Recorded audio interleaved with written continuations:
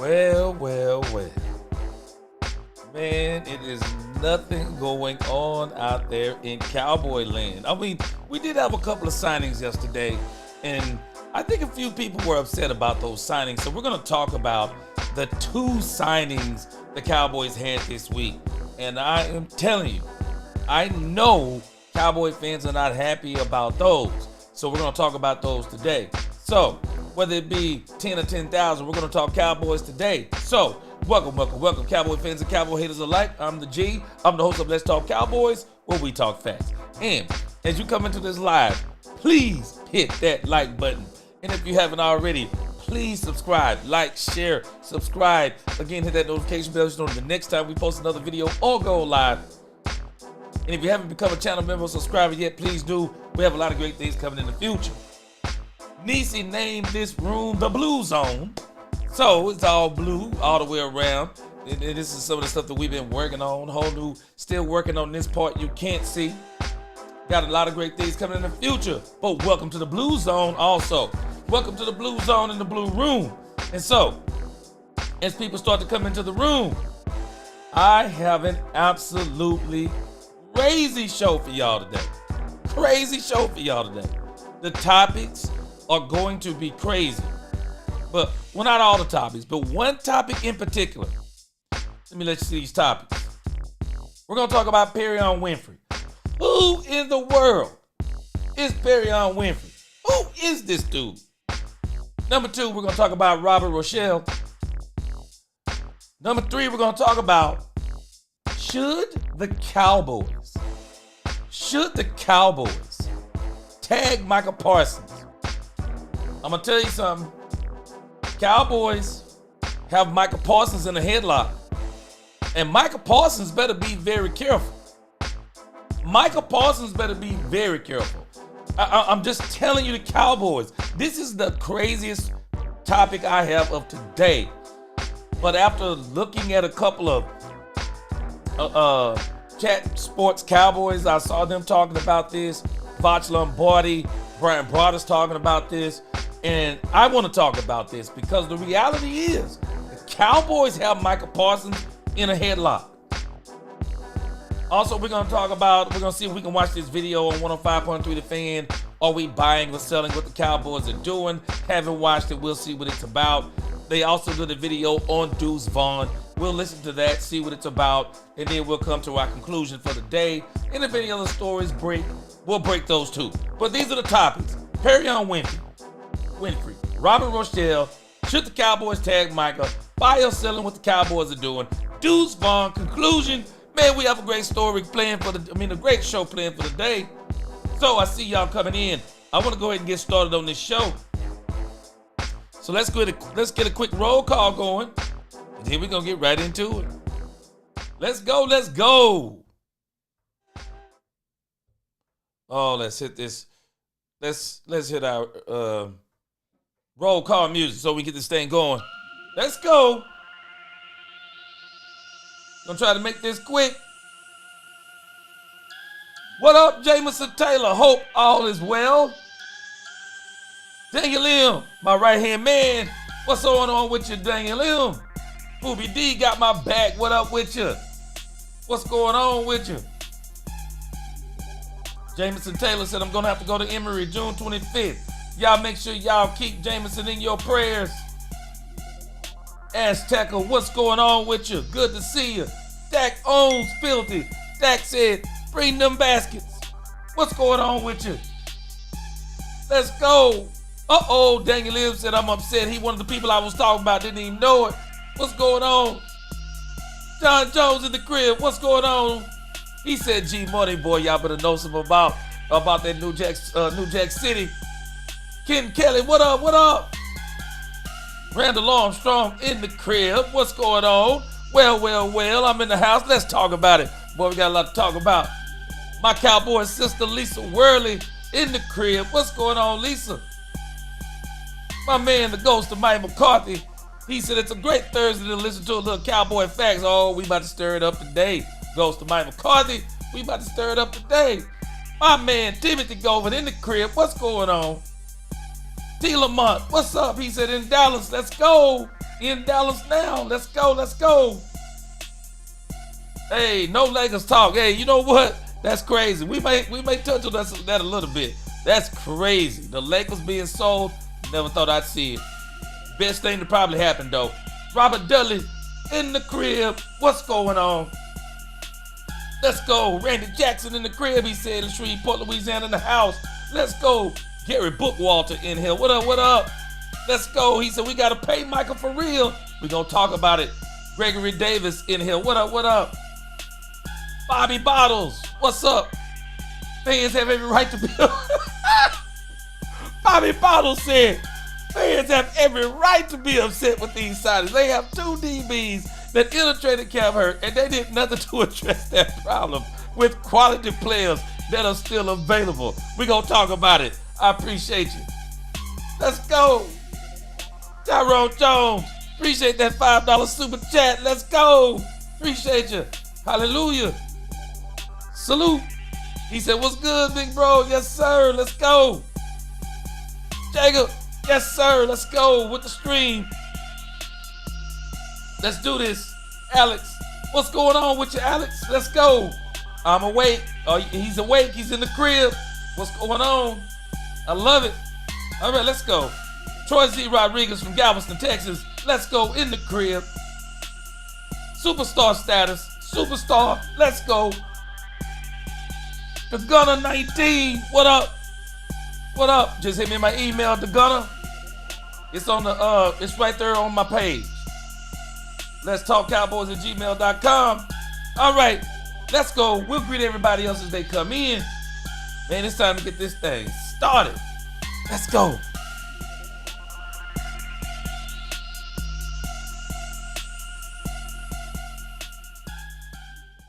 All right, let's go. Let's go. Our first topic for the day. Who in the world is Perry Winfrey? Yes! Here we go! Juju 14 in the crib. Let's go. Let's go. He said, let's go stream. C-Base in here. What's going on?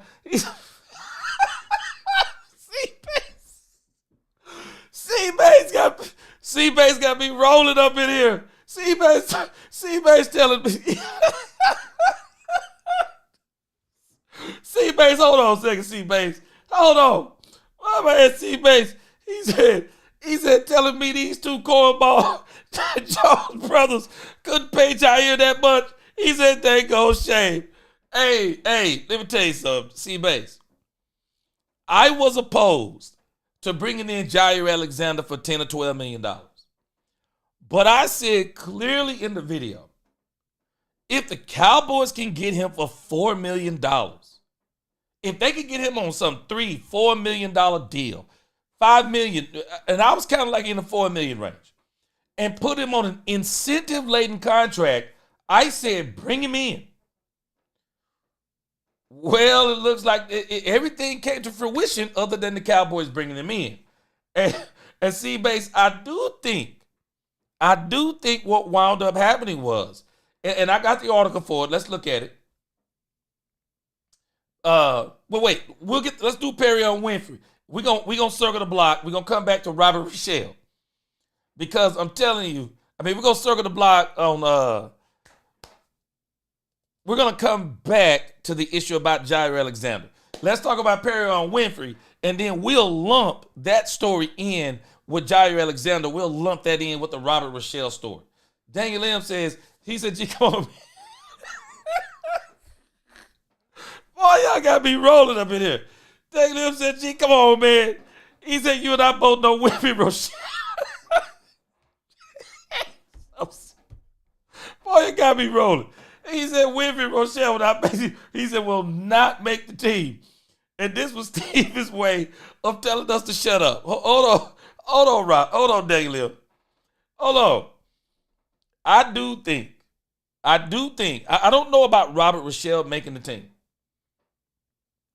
I think Perry Winfrey is going to, Perry Winfrey is going to make the team. I think he's going to make the team. I think he is going to make the team.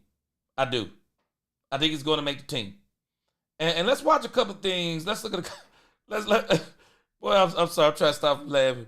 Let's look at a couple of things on Perrion Winfrey. I do think he's going to make the team. I do. B Fatty, I see you in the crib. B Fatty, I don't think it's that he didn't want to come to Dallas. Let's kind of kill that narrative. There were other teams. There were a dozen teams in on Jair Alexander. Jair Alexander wanted to go to Baltimore simply because he went to Louisville with Lamar Jackson. I'll show you the story. I don't think it's the fact he didn't want to come to the Cowboys. I'm sure if the Cowboys would have offered him the money, he would have signed with the Cowboys. That's not what the deal is. Luis Ortiz, what up with you? Troy Dudley in the crib. What's going on? Troy Dudley, he said facts. He said the last thing the Dallas Cowboys needs is another broken cornerback. See, I wasn't big on him coming here unless the Cowboys could get him for dirt cheap. But it looks like he kind of went for dirt cheap. But even then, I'm telling y'all, we are discounting Kaiir Elam. I've been telling y'all this since they got Kaiir Elam. I was saying this before training camp. When the Cowboys didn't pick up the fifth-year option for Kaiir Elam, that told me everything that I needed to know. It wasn't that the Cowboys don't want Kaiir Elam. No, the Cowboys want to sign Kaiir Elam.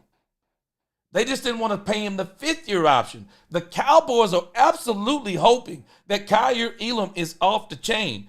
And he's been the best defensive back in training camp. I'm telling y'all, Kaiir Elam's upside is off the chain. Kaiir Elam's upside is off the chain. He's the reason why the Cowboys did not sign Jair Alexander. He's more than likely going to be a starter. Not only is Jair Alexander going to be a starter, contrary to what people said, Savon Revel Jr. did not have a setback. Savon Revel Jr. is going to be a starter I think he's going to be a part of the plan for the Cowboys. But hold on a second.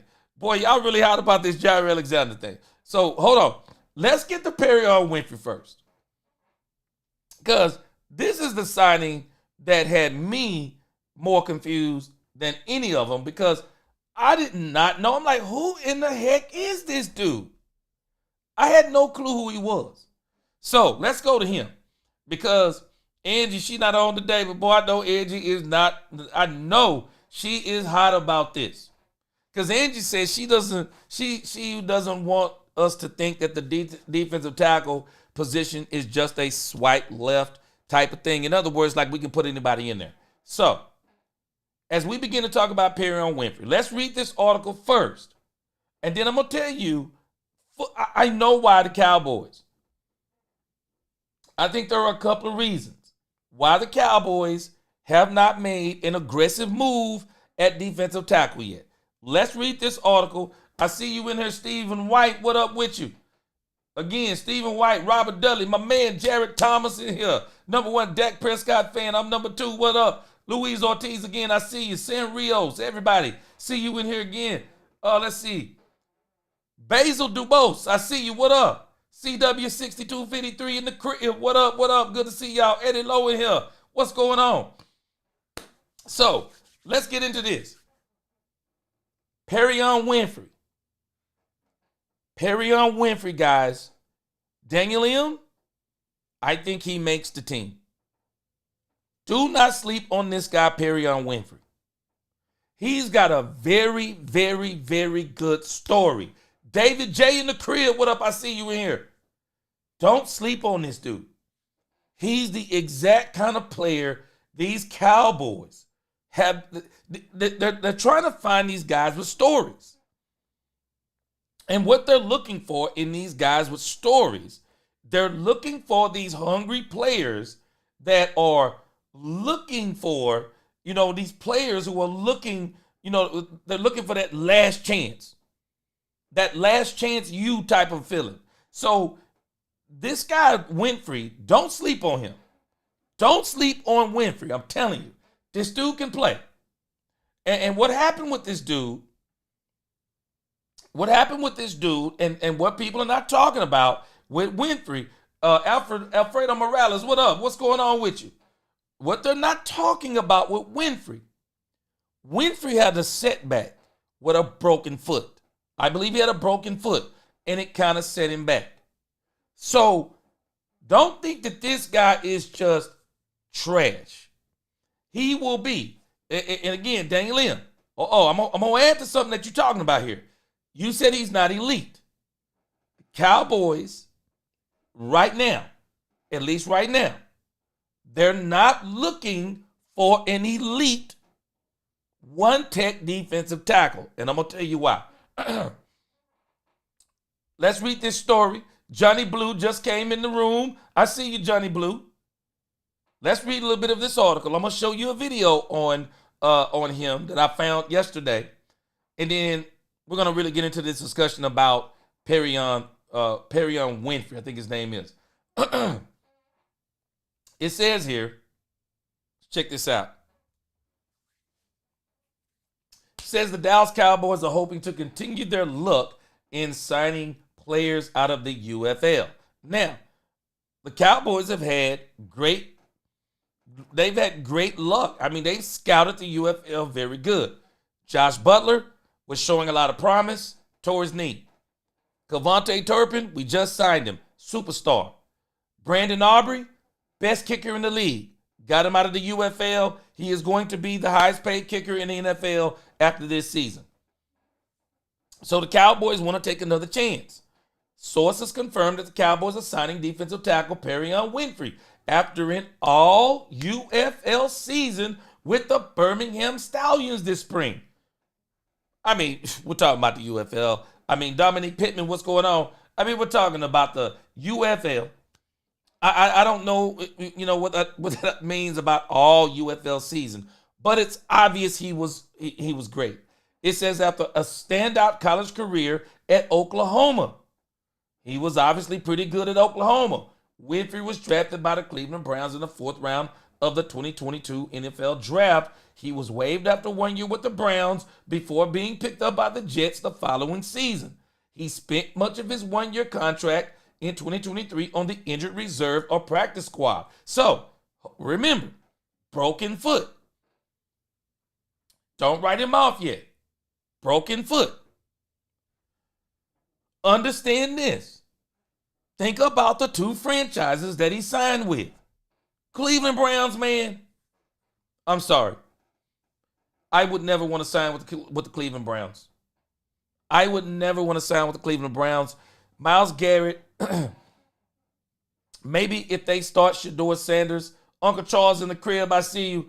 Maybe if they start Shedeur Sanders, maybe they'll do good here in the next 2 to 3 years. But if I was Shedeur Sanders, I would be praying to God that maybe they trade me to a team that needs a quarterback and he can start his career somewhere else. I'm telling you, the Cleveland Browns is a terrible organization. And then he goes from the Cleveland Browns to the New York Jets, one of the worst ran organizations in football.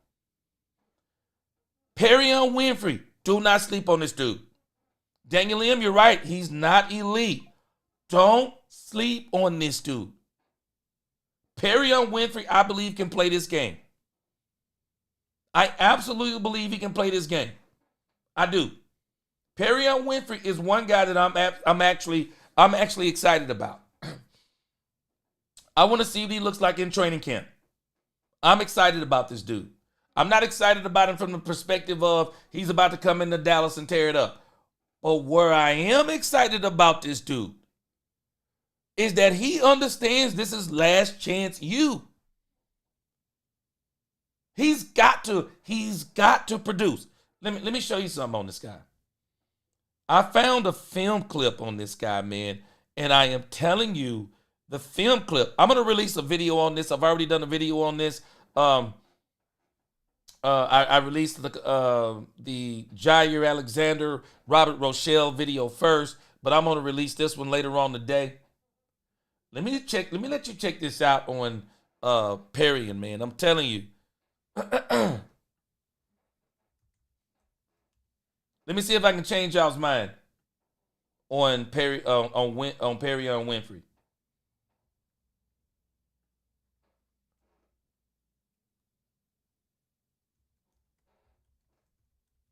When I saw this on him, I was like, okay. When I saw this, I was like, okay, hold on a second. Okay, there's a guy by the name of The Rock. Hopefully he don't copyright strike me on this. If he does, we'll just have to go back and take it out later on. He's got a very good little documentary on this guy. And I want you to check out a little bit of his story. I mean, I just didn't know who he was. And he took the road less traveled to the NFL. I don't know if it's the road less traveled. We see people taking this road a lot these days. He went to JUCO, found himself at Oklahoma, had a setback in the NFL, went to the UFL to try to redeem himself.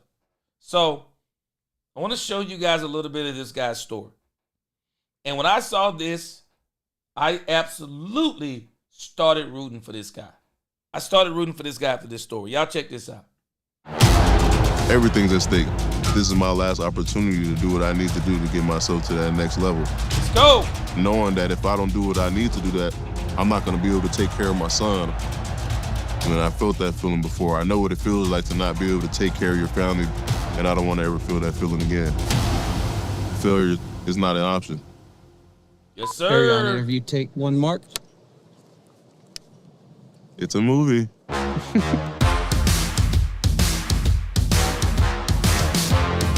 On game day, I wake up in the morning and I'm just really excited. You're thinking about the game all day. And you're a little bit nervous, but you're a little bit anxious.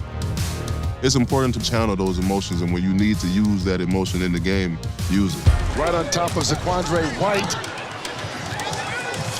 And what a tackle by Perrion Winfrey. My name is Perrion Winfrey. I play for the Birmingham Stallions at defensive tackle. On game day, I take my socks off and I immediately walk on the field barefoot. I broke my foot in 2023, so I really just started being barefoot a lot. Grocery store, gas station. It allows me to just warm my feet up the right way and get grounded to the earth. I just started to really look into grounding and why I felt more connected to myself and why I felt more connected to the earth. And I started to realize that grounding reduced stress. So it just allows me to become at peace with myself. Growing up in the projects shows me that not everybody has an easy life. The adversity that I went through, Section 8 housing, hand-me-down clothes, EBT food stamps, trying to figure out when our next meal was gonna be, but football could be my way out. Before I walk into the stadium, I would call my dad.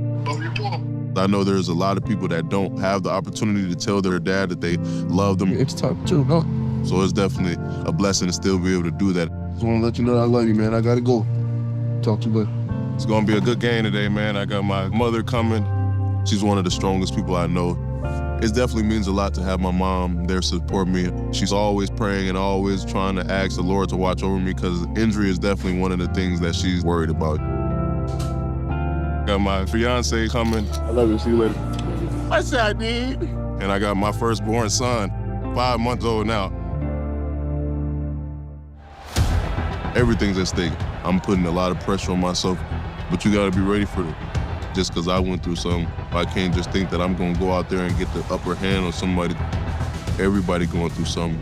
Everybody's going through ups and downs. But I'm realizing that nobody's willing to grind as much as I'm willing to grind. Really good tackle by Perrion Winfrey, number 98. If I don't eat, my family don't eat. And I'd be damned if I let somebody else's family eat before mine.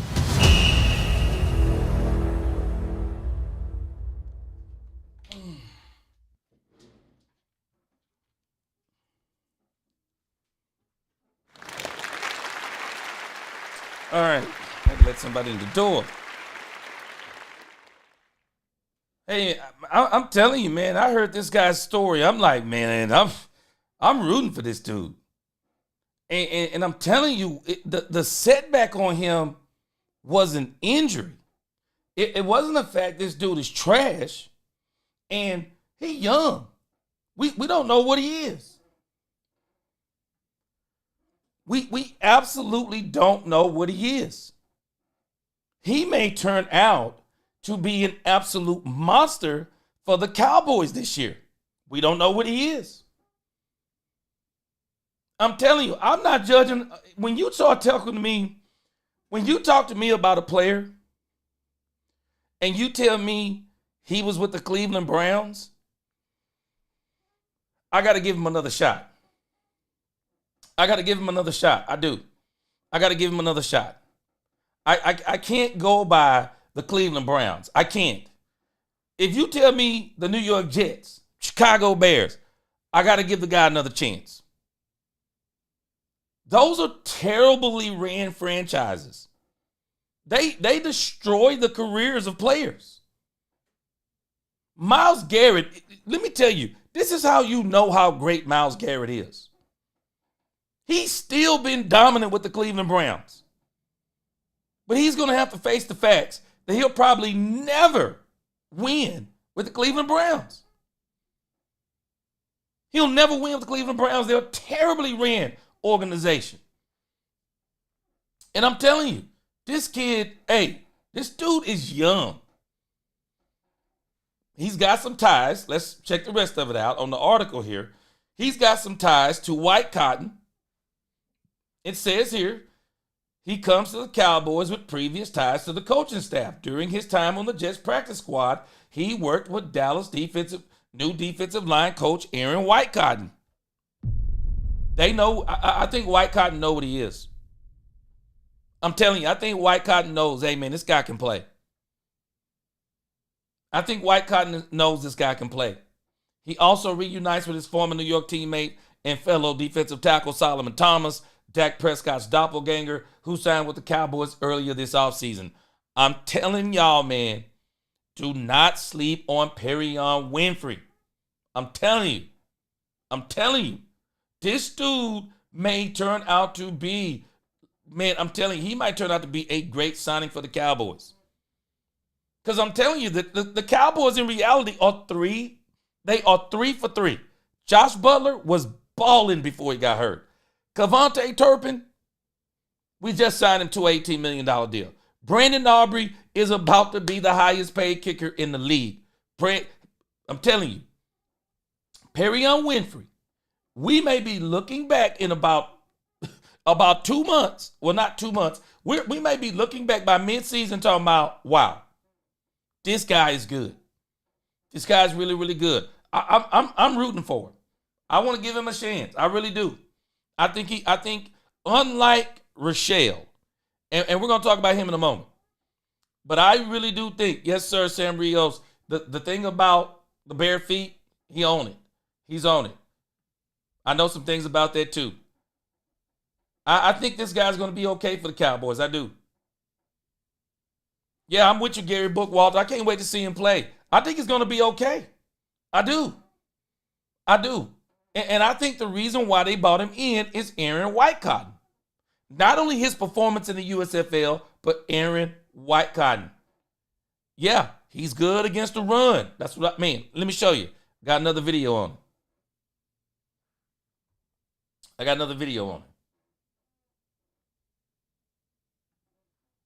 We're going to bring in our man, Matty Dubs. Matty Dubs did some film work on him. And I want you to see what Matty Dubs had to say about it. I'm telling you, Cowboy fans, do not sleep on this dude, Perion Winfrey. And also understand this part. Let me just get another film, because I'm going to tell you, I understand what the Cowboys are doing. I understand exactly what they're doing. All right, let's pull this up. All right, let's check this out. Matty Dubs got some things about him. If we can get past these ads. All right, let's check this out. Matty Dubs got some stuff on him. Check this out.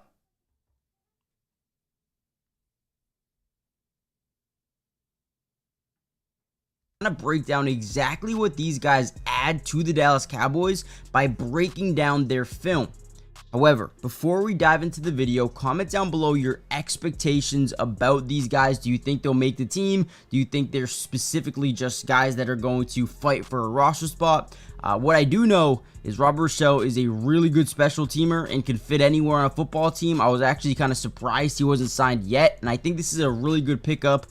So let me know your guys' opinions down below. And with that being said, let's dive into the film. Now, first off, let's talk a little bit about Perrion Winfrey. This is a guy that is going to be a defensive tackle for them. Now, will he make the team? That is in question, but played a little bit of time in the NFL, did move over to a different league, not the NFL, and actually played really well. Now, when he did play for the Cleveland Browns, he actually did show a little bit of potential. And here's a play right here, I formation. They're in 21 personnel, 2 running back set, 1 tight end.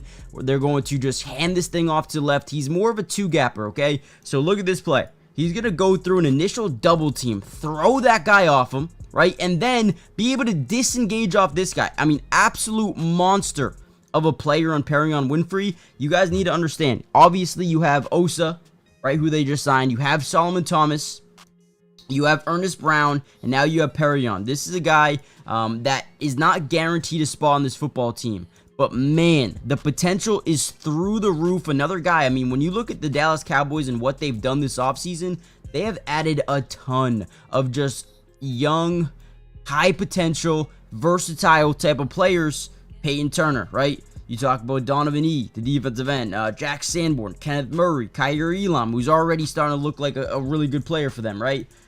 Perrion Winfrey's not much different, man. He's got potential to be a really good player here in the NFL. I mean, look at this. This just shocks me every time. Going through 2 offensive linemen, disengaging, and then throwing them in the backfield. I mean, beautiful job right here by Perrion. One of the major reasons why the Dallas Cowboys said, you know what, we need to make this guy a priority, we need to sign him on our roster.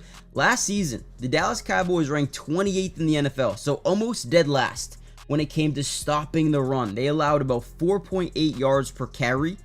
They allowed 1.5 rushing touchdowns per game, and 29th in the NFL. Again, almost dead last in terms of rushing yards allowed per game. They could not stop the run to save their lives. Perrion Winfrey specializes in stopping the run. Here's another one, right? Handoff up the middle, disengages, and clogs up that gap, right? Great job, again, him and a teammate. Watch this thing one more time. So he gets to the inside. Again, another double team here. Rips through, fights forward, and drives back. Great job. Let's see his eyes on this play. Keep his eyes on the backfield the entire time. I mean, it's a great job, man. Great job disengaging. I'm all in on this signing. Even if he's a depth addition, a guy that can rotate in, maybe in the 3rd strength or 4th unit. Dude, having a run stopper like this could be huge. Massive.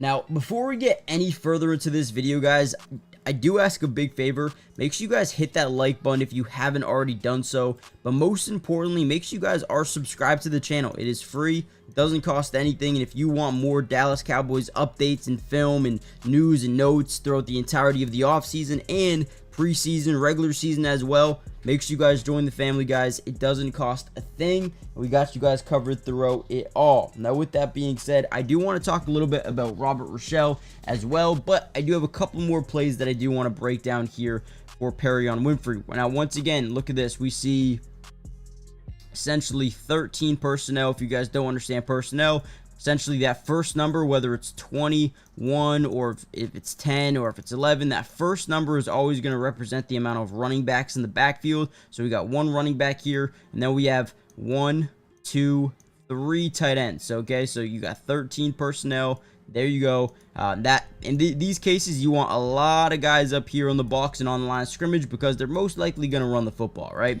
So here we go. Again, this is from, I believe, 2022, this film. Again, he spent some time outside of the NFL. But here's another run, handoff. Look at Winfrey, man. Always fighting, always working, always trying to find leverage. I believe he's right here, okay? Right here on your football screen.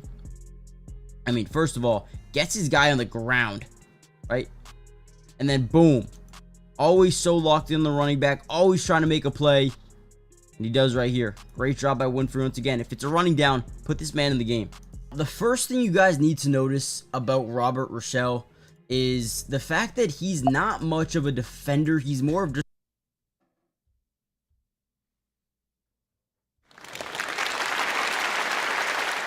Okay, now let's really get down to some brass tacks. This is also telling us right now the Cowboys want to go into training camp with Osa Odigizua. Well, not Osa, but Mozzie Smith. With Mozzie Smith being their option. They want to put that confidence in Mozzie. They want to put that confidence in Mozzie. Bringing in this guy is not going to be a threat to Mozzie, but I think he could push Mozzie. But he's not going to be a threat. The Cowboys are going to see what they have in training camp. And if need be, they're going to continue to monitor. The Cowboys, I do not believe they're done. We got to understand, the Cowboys don't need to do any more trades. The Cowboys have already traded a third round pick for George Pickens. The Cowboys have already given up a 6th round pick for Joe Milton III. The Cowboys can't give up any more picks. You don't want to give up a 2nd, and you don't want to give up a 4th, because the Cowboys are on the verge of, if they keep trading, they're going to trade themselves out of next year's draft. And the next year's draft is actually still going to be vital for the Cowboys, because I told y'all, you cannot build the best roster in the NFL with where the Cowboys were starting. You cannot build the best roster in the NFL in one season. I told y'all it can't happen. It cannot happen. And so the Cowboys, for example, DJ Reader, the Cowboys cannot afford to call the Detroit Lions, because if the Cowboys call the Detroit Lions get to set the parameters. And if you start calling me about DJ Reader, I'm going to rob you. Because if you're the Cowboys, I'm telling you up front, you're going to give me a 4th. You're going to give me a 4th and a 7th maybe. But I'm taking your 4th round draft pick at the minimum. The Cowboys actually cannot afford at this point to trade anyone else. They have got to go and see what they have at training camp. And no, this is not about, oh no, we like our guys. No, it's not about we like our guys. But we have a brand new coaching staff. Can we see what the new coaching staff can get out of the guys we have? Can we see what that coaching staff is? Can we see what that coaching staff can do, what they can bring out? We've got to give them that opportunity. And we don't want to, because I'm telling you, you bring in DJ Reader, you might as well trade Mozzie Smith. You might as well trade Mozzie Smith if you bring in DJ Reader. If you don't at least let Mozzie himself see how much he's progressed.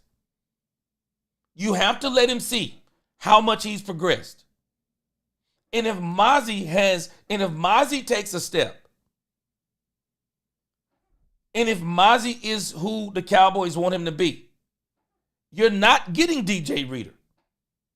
I contend the Cowboys don't need DJ Reader if Mozzie is who he's supposed to be. No, Jay Toya and Perion Winfrey will be just fine. Perion Winfrey may very well be better than anybody knows that he is. So again, bring him into camp. Yeah, get him in camp. Perion Winfrey may actually be ahead of these other guys going into camp, because he's coming out of playing some real, as real as it can be in the UFL, real football. The Cowboys, I'm telling you, if the Cowboys go get a starting defensive tackle, what is that saying about Mozzie? The Cowboys are not trying to do that. I'm just telling us they're not trying to do that. That's what you signed Osa Odigizua for. That's what you drafted Mozzie for. You want Mozzie to be the man. And if you're gonna play 80 snaps on defense, Well, you want Mozzie to play 50 of those. At least you want him to have 50 snaps. Yeah, Mozzie's our man. Mozzie's our run stopper. That's what you want him to be. You want Perrion Winfrey to be in some kind of rotation. And Solomon Thomas as well. You want them to be in some type of rotation. In particular, I'll be honest with you. There could be a rotation to where Solomon Thomas and Perrion Winfrey may be first down rotation. Because the real truth about Oso Digizua, because we keep talking about Mozzie not stopping the run, well, what about Oso Digizua? Osa is a better pass rusher. You may say hey, let's bring in Osa. Maybe we bring in Osa on second down. Maybe we bring him in on second down. Because we know now if we can stop the first down run, second down, hey, now we bring in Osa. Because now we know it's a chance it's going to be a passing down. And maybe you play Osa on second and third downs. Maybe you play Osa on first, second, and third down, but then inside of that same drive, you may say, hey, let's bring in this guy on first down. I'm telling you, man, I think Perrion Winfrey is going to be more than a depth piece for the Dallas Cowboys. Perrion Winfrey looks like he can play. He does. Sam Rio says facts. He's going to prove himself. Men like that I've seen become great because failure isn't an option. I think he's going to play. I don't think this guy's going to be one of these guys they're just bringing into camp. No, I think he's going to be a part of the plan. I think he's going to be a part of the plan. I think he's going to be okay with this team. Yeah, Stephen White, let him fight it out.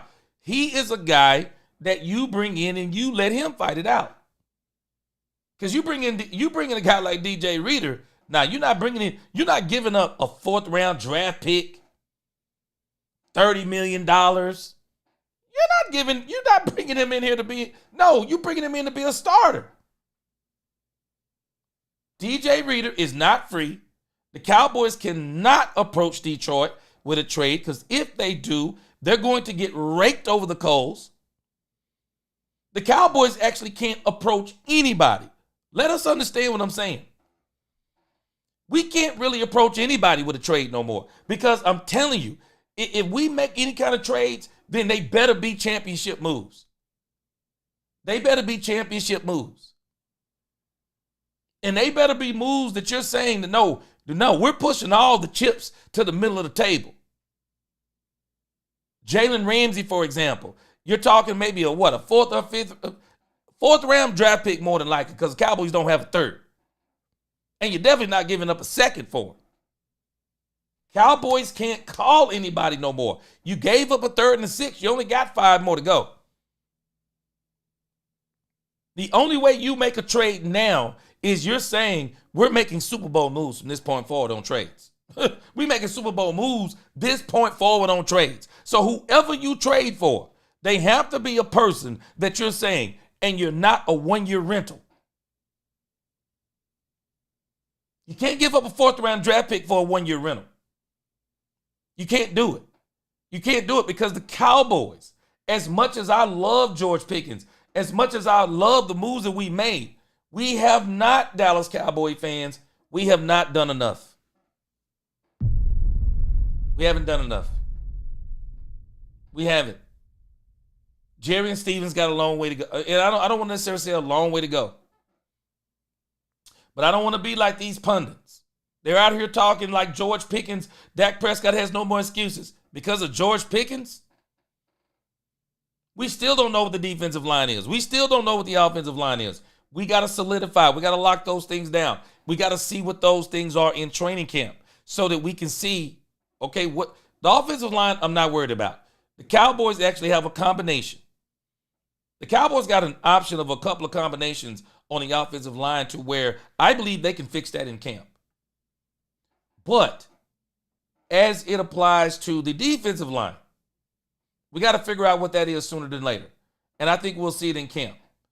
Timothy Govan, appreciate that super chat. I'm telling us, I think that Perrion Winfrey is a part of the competitiveness that they're talking about right now. He'll be a part of that. And if need be, I think the Cowboys a little bit deeper into in the training camp, I think the Cowboys may do something else. But for right now, no. Perrion Winfrey is perfect. Bring him in. Bring him in. Daniel Liam said they're bargain shopping. I don't think they're bargain shopping. Let's look at this a different way.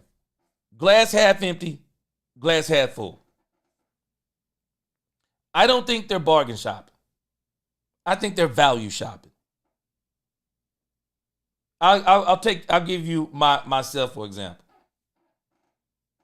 If I'm looking for a suit, I'm actually not looking for a cheap suit. I'm looking for a good suit with a cheap price. That's what I'm looking for. I'm not trying to get cheap suits.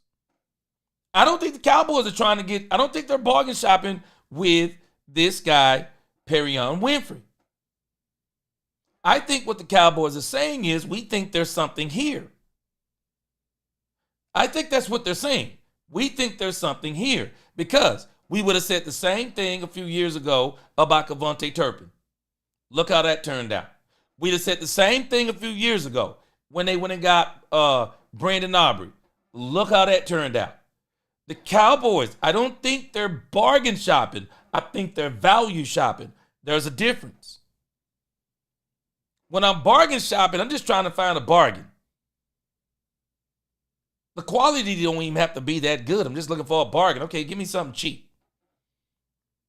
Give me something cheap I can make look good.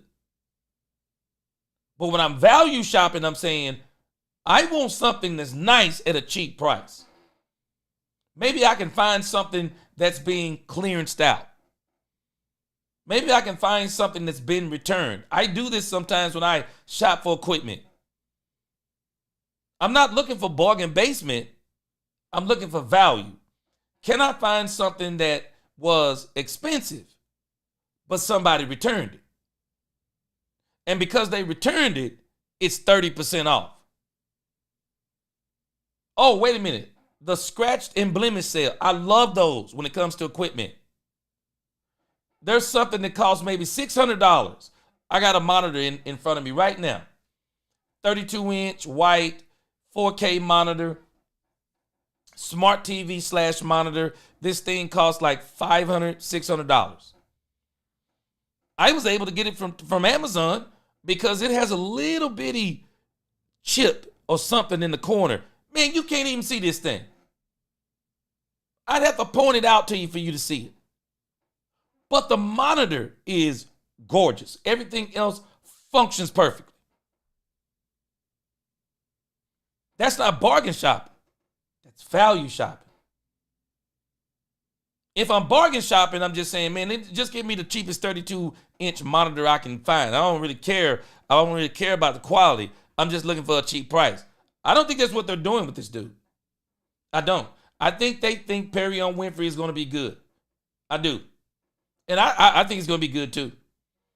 I think it's going to be good, too. Pooby D said, I'm an Oklahoma Sooner fan, G, and he stayed in the backfield.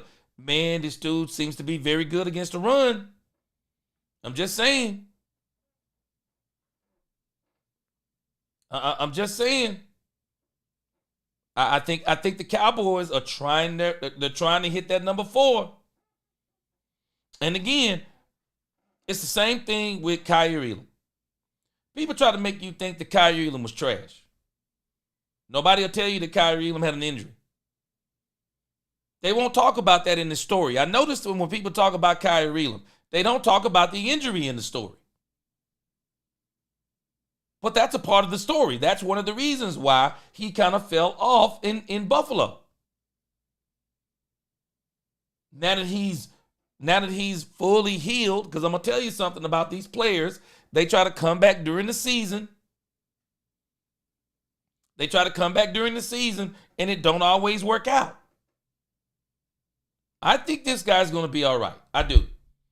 I'm ready to see what he looks like. I want to see what he looks like in camp. I want to see him battle it out. And think about this. We don't lose anything by bringing him in. I mean, how much money is this guy going to cost? I mean, come on. He makes the team. I do. I believe he makes the team. I do. I believe he makes the team. I don't think they're just bringing him into camp. I think he's going to make the team. Gary Bookwalter said he looks pretty good to me. That's go. Yeah, I'm telling you. I think he's going to make the team. I do. I think he's going to make the team. And I think he's going to be good. Hey, what's going on with you? Hey, good to see you in here. Iceberg Slim, what up, what up? Madman in here, what's going on? Madman said Perrion will be great for us, but Rochelle may be STs and sometimes be on roster throughout the season. Yeah, let's switch over to him. Here we go. So let's switch over to him. We got Matty Dubs up on here right now. Matty Dubs was talking about Robert Rochelle. Let's go ahead and watch the tape, watch the film. We'll read a little bit of the article on him, and I'll explain again why I believe the Cowboys chose this guy. And I don't think they necessarily chose him over Jair Alexander, but I'm gonna tell you why they chose him. Check this out.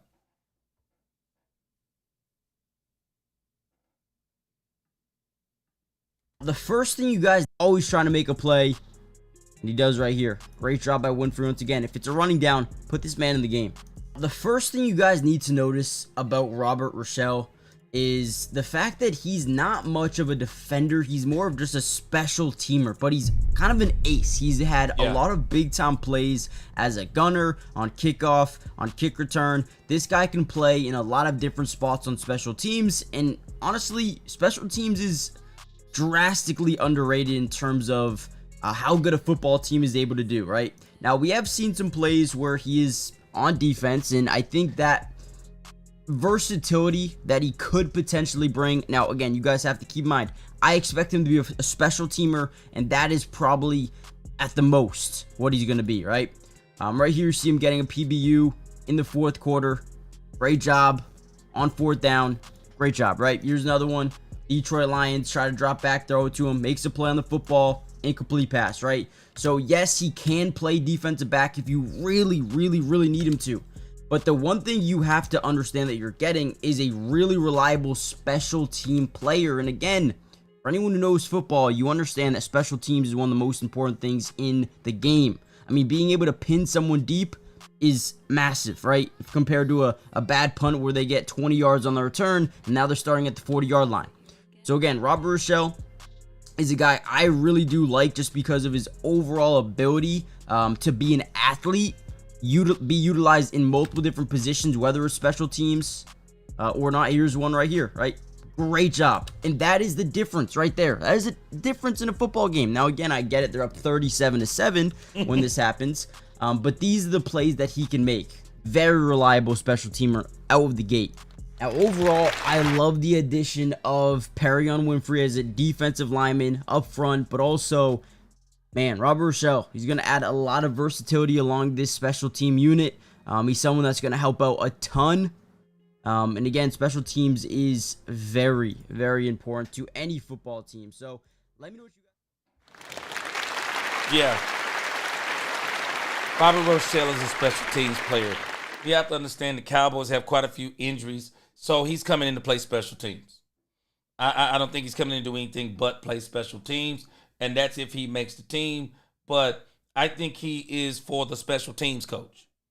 That's who I think he's for. I think he's a special teams player. The Cowboys are not looking at him to be any kind of probably rotation except in extremely emergency situations at defensive back. I think the Cowboys already kind of have that figured out. Kyer Elam, I'm telling you, Kyer Elam is going to be a major player for the Cowboys in that secondary. Savon Revel Jr. is going to be a part of that rotation. Wanye Thomas is probably going to move to the nickel. We're going to see what Kalen Carson is. Deron Blaine is going to move inside and out. The Cowboys already kind of got that part figured out. I also believe that Stephon Gilmore is going to make his way into Dallas if he is not signed at a certain time during training camp. Stephon Gilmore, I do believe, will be signed by the Dallas Cowboys. I'm also still hopeful that once Asante Samuel Jr., and I guarantee you the Cowboys got their eyes on Asante Samuel Jr., once Asante Samuel Jr. gets over the injury that he's had and gets back healthy and he can pass somebody's physical, I would not be surprised if Asante Samuel Jr. also makes his way back in. And, of course, we still have Trayvon Diggs coming back. I don't think the Cowboys are in panic mode yet. And I don't even think they should be in panic mode. I think they'll be fine. Just go into camp. And again, go into camp and see what Kyrie Elam is. Because Kyrie Elam is really going to let you know if this is an emergency situation or not. If Kyrie Elam is balling, this is not an emergency situation. You have DeRon Bland. You have Kyrie Elam. You have Wanye Thomas. You have Casey Carlin. Savon Revel Jr. will be ready to go. If not by the beginning of the season, somewhere around the 5th game, the Cowboys will be fine. They'll get Trayvon Diggs back around midseason, and then we'll get to see Trayvon Diggs, DeRon Bland, Savon Revel Jr., or Wanye Thomas, Kyrie Elam, the combination of all of that. By midseason, the Cowboys will be ready to go. So, again, and I don't even think the Cowboys are still, I don't think they're done. And that's not including, I still believe they're going to throw Stephon Gilmore into that mix. So, George asks, how do I feel about these two signings? Robert Rochelle, it is what it is. It doesn't matter to me. Perrion Winfrey, upside. I'm excited about Perrion Winfrey. I'm very excited about him because I do believe he can be a part of the running game. I'm excited about him. I mean, I think he creates a rotation that we're not thinking about right now. I think he creates an awesome rotation. Why not put him in on first downs? Why not put him in on first downs? Maybe you bring him in on some goal line. Why not bring him in situationally? Keep him fresh. Yes, I am. I'm liking Perrion Winfrey. I do. I like Perrion Winfrey. I agree with Johnny Blue. Johnny Blue, what's up? He said hit that like button. Again, Daniel Lim, my man, he's not too happy about it, but I think it's a good move. Daniel Lim, but just think about this, Daniel Lim. They're not trying to get they didn't. This is not that pick, as C Base said. He said I pray. C Base said I pray the Lions cut Reader. That's the guy I wanted most. If they did, now C Base, that's what the Cowboys are waiting on. They're waiting to see. I guarantee you, they're waiting to see if Detroit cuts him. They're waiting to see. But they can't call Detroit for a trade. Like I said, we already out of a 3rd and a 6th. What are you giving up for DJ Reader? A 4th? That means now you only have 4 picks in the upcoming draft. You only have 4 picks. So you got to be real careful about how you proceed trying to pursue DJ Reader. You gotta be very careful. But again, they're not done. I think the Cowboys are going to bring in, they're going to kind of go into training camp, go about maybe 2 to 3 weeks, maybe 4. See what happens when they start sparring with the Rams. I think they normally spar with the Rams. They'll probably see what they look like, once they start sparring with the Rams. Then around the first preseason game, maybe we'll start seeing some movement. The Cowboys are not done. The Cowboys are doing what a lot of people are doing. You got to start waiting to see what's going to fall off the tree. Nobody wants to move too early because if you move too early, you're going to pay too much. Everybody's kind of in that mode of thinking, I believe. Eddie Lowe, yes, sir. Eddie says he's okay, I don't know who you're talking about on the pass rushing. Christopher Cook, what's going on? He said he's a pass rushing defensive tackle. Well, as it applies to Perrion, he seems to be very good in the run. Gandalf said, plus you need to have some money to re-sign Pickens. Gandalf, a lot of people do not understand the Dallas Cowboys salary cap situation. Stephen Jones said the Dallas Cowboys are going to spend up to the cap. We need to understand something. We got players again. Guys, we got problems, and they're good problems. We got players again we have to sign. We got to sign Tyron. We got to sign Tyler Smith. We have to sign DeRon Bland. We have to sign Brandon Aubrey. We have to sign George Pickens. That's 4 right there. That's 4 players right there. We have to sign those guys. We have to sign them. And for what all intents and purposes, it don't even seem like we've signed all of our draft picks. Tyler Booker's the only one I've even heard of being signed. I don't even think Donovan Ezeraku is signed yet. So we that money, we're gonna have to spend it, man. We're gonna have to spend it on some of the players we already have. Q-Town, what's up? Yeah, I'm doing lives for sure. Yeah, I got on a little late. Oh, you talking about them late nights? Yeah, I'm gonna go back to them late nights for sure.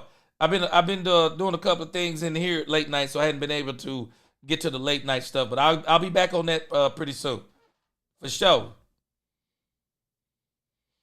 Yeah, like I said, I don't think we're done. I don't think we're done. Y'all be patient. Georgie Joy said Aaron White Cotton will help Mozzie heavy. Mozzie has to bully as a run-stopping threat. And Georgie George, I have a feeling that White Cotton is the reason why we brought in Winfrey. He's the reason why we brought him in. He was on the practice squad, and I guarantee you he told him, he said, hey, man, this dude's pretty good. Bring him in. Christopher Cook, I agree with you. I think the Joneses are trying to make a run. They're going to try to make a run on what they can make a run with. The only issue is, like I said, Rome wasn't built in a day. You cannot build. Stephen Jones said the goal is the best roster in the NFL. You cannot build the best roster in the NFL in one season. You cannot build it in one season. It's not going to happen. But the Cowboys are making the right kind of moves. I like what they're doing. So this move, I'm a fan. Here we go. All right. So now we're about to move into the crazy part of the show. Daniel Lim said, gee, Shotty was talking about culture, but they bring in a guy like Winfrey who got arrested for a crime he did in 2023. That don't feel like chemistry. Now, Daniel Lim, remember what I said about the culture.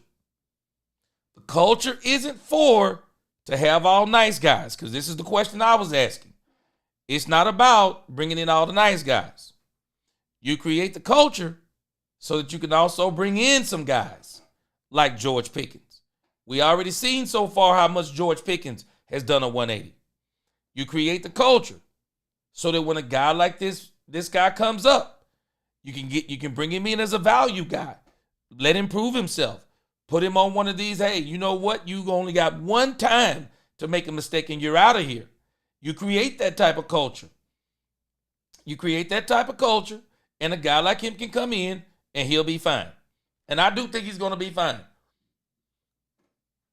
I do think he's going to be fine, but we'll see. We'll see. It doesn't hurt the Cowboys. They didn't give up a draft pick for him.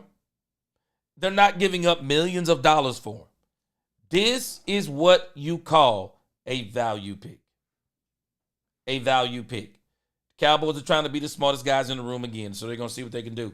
They need championship moves now before dudes sign elsewhere, taking money Dallas could have afforded. Now, again, C-Base, the defensive tackle that everybody's talking about is not out there yet. DJ Reader, I'm sure other teams want him too. But other teams are kind of doing, I'm sure, what the Cowboys are doing. We're not calling Detroit. Other teams are saying the same thing. We're not calling Detroit.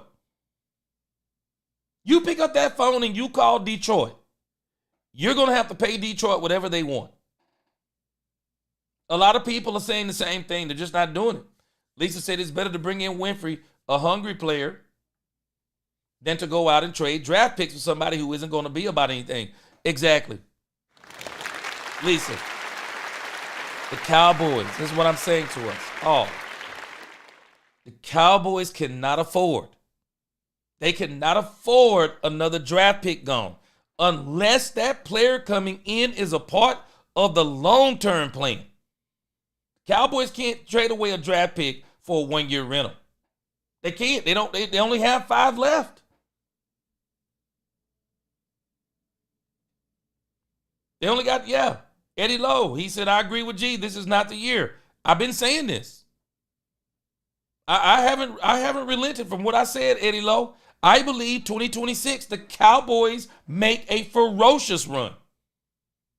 They're going to give flashes this year. Trust me.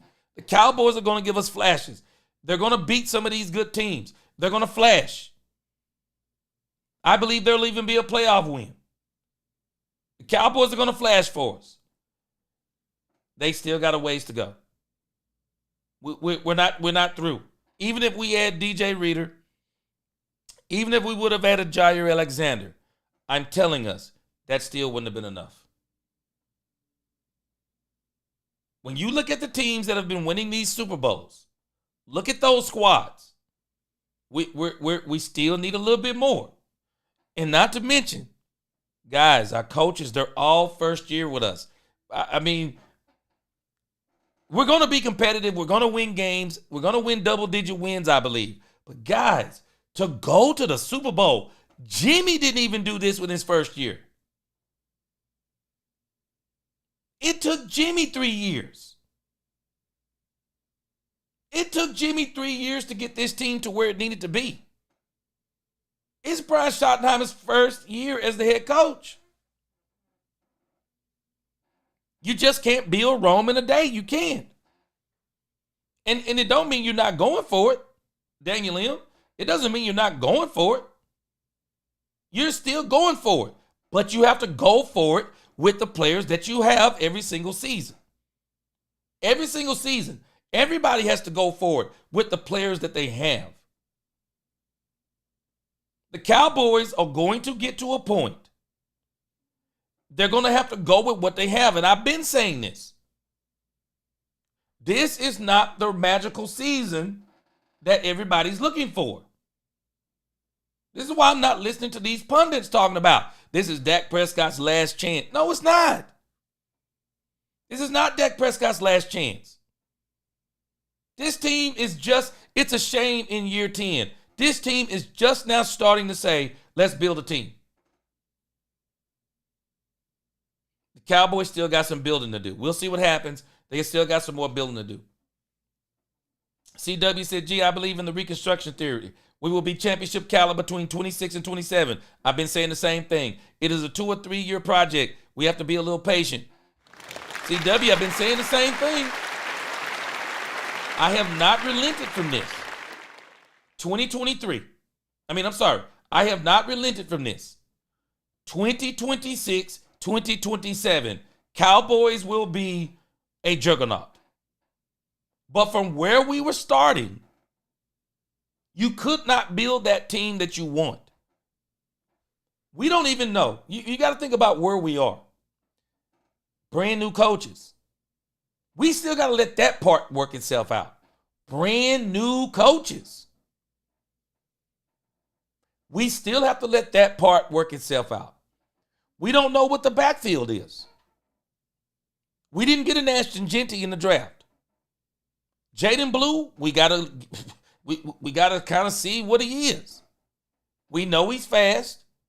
He didn't play a lot of college ball, so we got to get him in and see what he is. Get him acclimated to the NFL.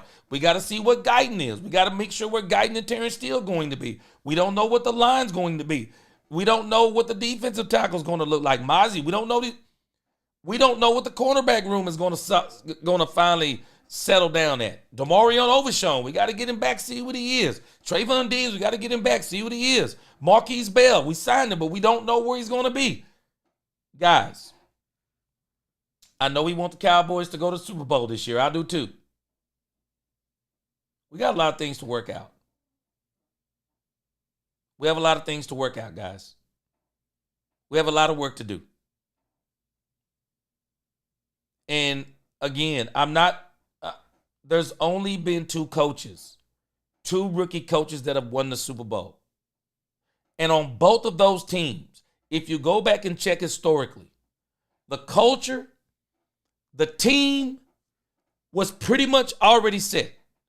When George Seifert took over the San Francisco 49ers, they were already loaded.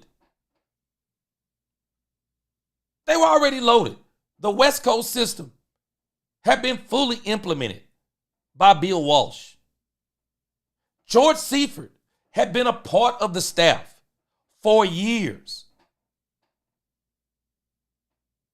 George Seifert almost stepped into, and I'm not going to try to knock George Seifert, But I'm just going to have to tell the truth. The dude stepped into a Barry Switzer situation. Come on. Everything was already worked out. George Seifert stepped into, man, the team is already done, man. Team's already done. Barry Switzer. Troy Aikman was the coach pretty much. Troy Aikman, Michael Irvin, Emmitt Smith. The team was coaching itself. Barry was a people guy. And you got to give Barry that. Barry Switzer was a people guy. I think a lot of the guys love Barry. They didn't like Barry as a coach, but they love Barry.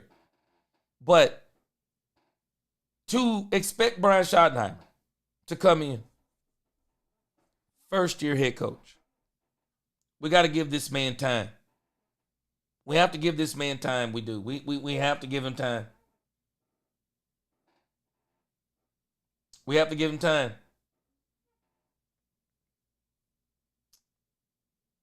Danglim said, G, you the man. He said, but I still think they could not be done making moves. They're not. That's what I said. They're not done. And from what I saw yesterday, this told me they don't care about us fans. They're not done. They're not done. I just think what the Cowboys are doing, guys, we got to understand. I'm just telling us. Mozzie Smith's his ego is very fragile right now. At least this is what I'm observing from a distance. This guy has been weight down, weight up. Oh, he's not this or that. They want to give this guy an opportunity. They want to give Mozzie an opportunity. And I like what they're doing. Go into training camp. Hey, Mozzie, you're the man. Let's see you make some steps. So I think what they're doing is right.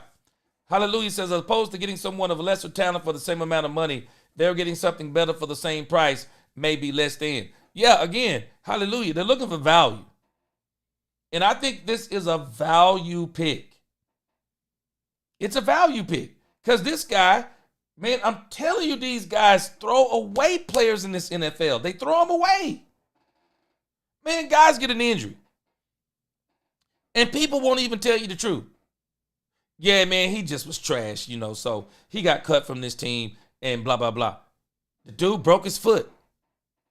He spent the majority of his time on the practice squad with the Jets. He went to two terrible franchises. Man, the Cleveland Browns and the Jets. My man, George, I appreciate you. He said, I love this channel. Appreciate you. So, again, I'm cool with the pick. I'm cool with the pick because I don't think the Cowboys are done. I'm very cool with the pick. I think it's going to be good. I think it'll be good for the Cowboys. But let's move to our next topic. Yes!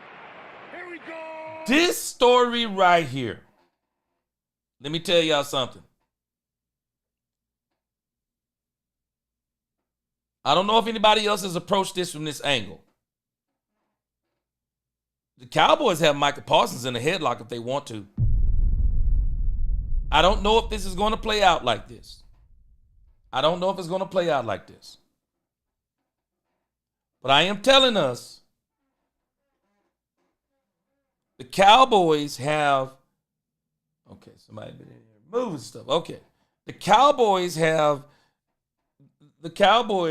Micah Parsons in the headlock. Let me show you why. Let me show you why. So we've been talking about this contract extension for Micah Parsons. And a lot of people do not understand. Micah Parsons is actually under contract. Micah Parsons is actually under contract, guys. And so the Cowboys could actually tag Micah Parsons.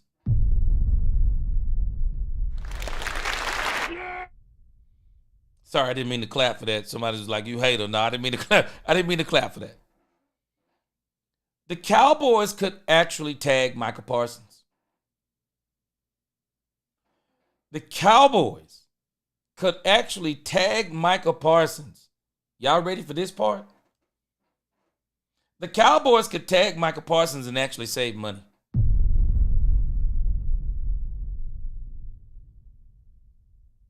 The Cowboys could tag Micah Parsons and actually save money. If I'm not mistaken, Micah Parsons is what, 26 years old now? The Cowboys could tag him. And I know, and this is starting to come up from some other people. They're talking about this too, about how the Cowboys could tag Micah Parsons. Because, see, you don't want to get into the game of tagging a quarterback. You don't want to tag a quarterback. You start getting in the game of tagging a quarterback, you'll pay him 160, 70 million in 3 years. Because the quarterback money market is so high, you don't want to mess around. We saw the Cowboys did this with Dak Prescott. You don't want to get into the game of tagging your quarterback. That was one of the places I think the Cowboys made a mistake on Dak Prescott's contract. They could have got Dak Prescott cheaper than what they got him, but they kept fooling around and didn't sign him earlier. But the Cowboys actually have Micah Parsons in the headlock. Let me read a couple of super chats here. Damon, that Bama boy in the crib. What up?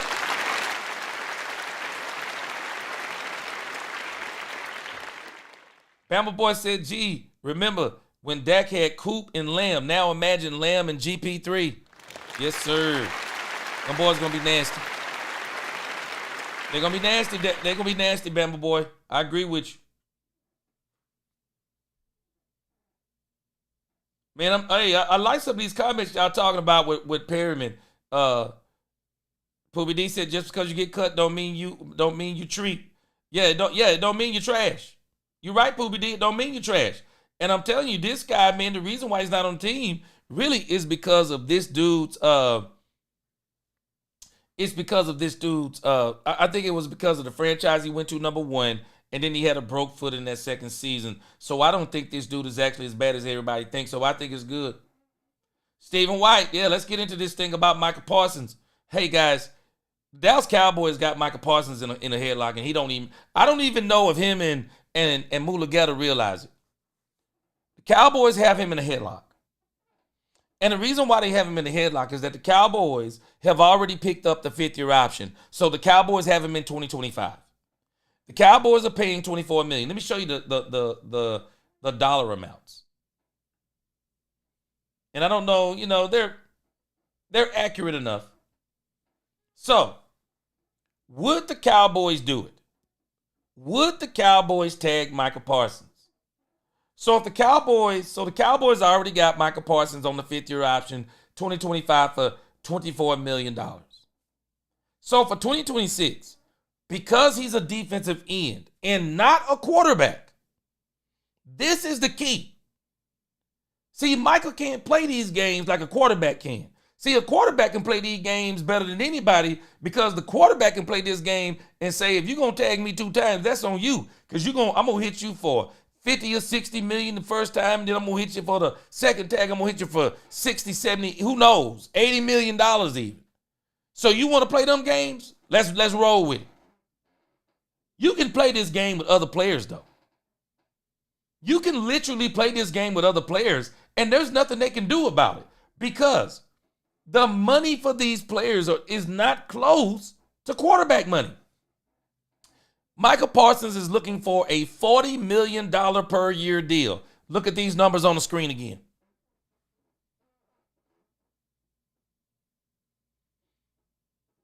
Micah Parsons is looking for a $40 million deal with $130-something million guaranteed. $140 million is the Myles Garrett mark.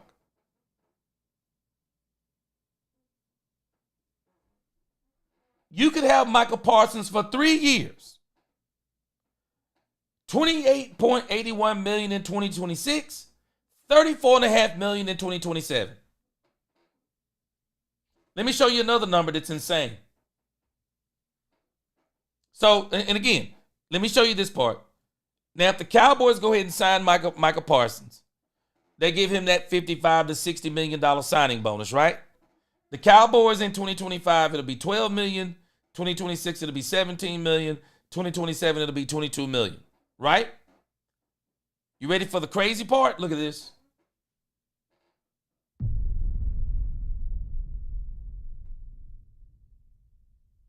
$140 million over 4 years,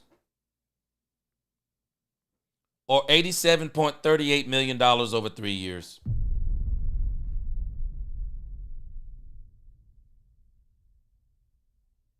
What would you do? You're the Dallas Cowboys in this situation. What do?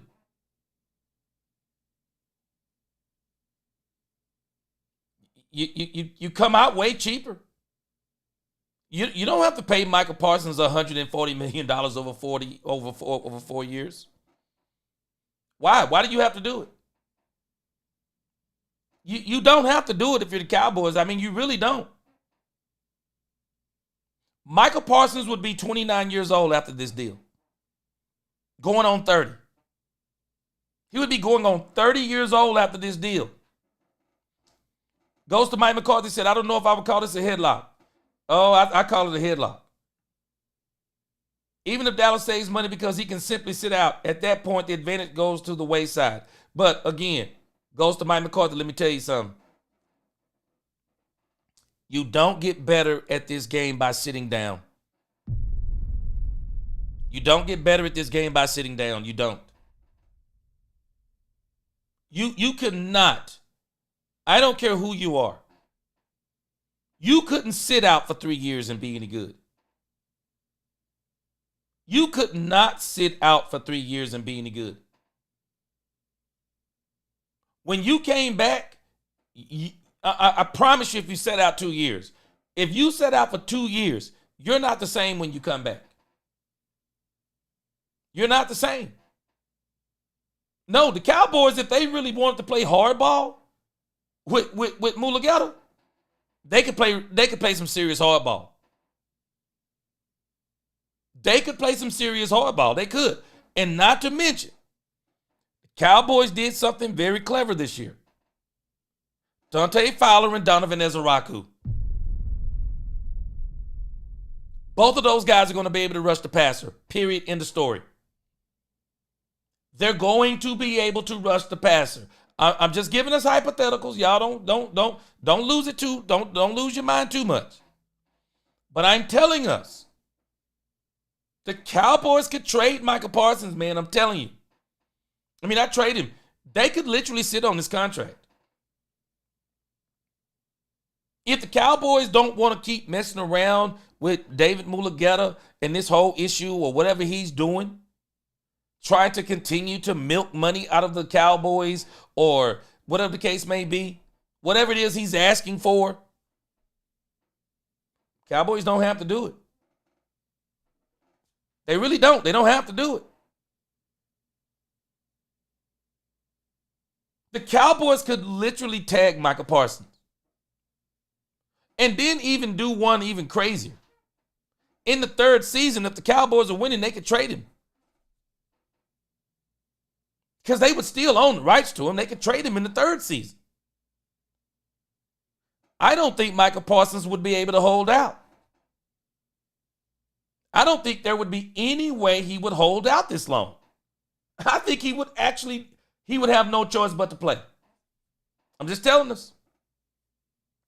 Goes to Mike McCarthy, said in this new collective bargaining agreement, they can't get back money lost by not showing up to OTAs, but they recoup money lost from training camp holdouts in the new deal signed. Yeah, but even that has a time limit. Even that would have a time limit. The Cowboys could literally do this in a different way if they wanted to. And I don't think this would be about franchise tagging Michael Parsons. But if you're going to start being a team that you're going to say, we're going to stop letting these agents push us around any kind of way they want to, then you need to start using every tactic that you can. This isn't about not signing Michael Parsons. Believe me when I tell you. This is about using everything you can to leverage a deal.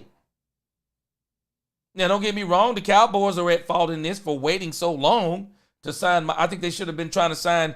I thought they should have been trying to diligently sign Michael Parsons way back before Max Crosby. But now I do think the Cowboys are diligently trying to sign Michael Parsons, whether anybody believes that or not. I believe the Cowboys are diligently trying to sign him. But I think that his agent stepped in and he started asking for some things that maybe were not discussed between Michael and Jerry. And now all of a sudden, it's a whole different ballgame. But if you really wanted to play hardball, with David Mulugeta, here it is. You don't have to pay $140 million. I mean, you really don't have to. You don't have to give Michael Parsons, Myles Garrett money if you don't want to. You really don't. And you go in next year's draft, and guess what you do? Not saying you do this. Calm down. But if you do want to go this route, go in next year's draft. And in the first round, what do? You get the best pass rusher available. What do you do in the second round? You get the best cornerback available. And you go from there. You can build your draft from right there.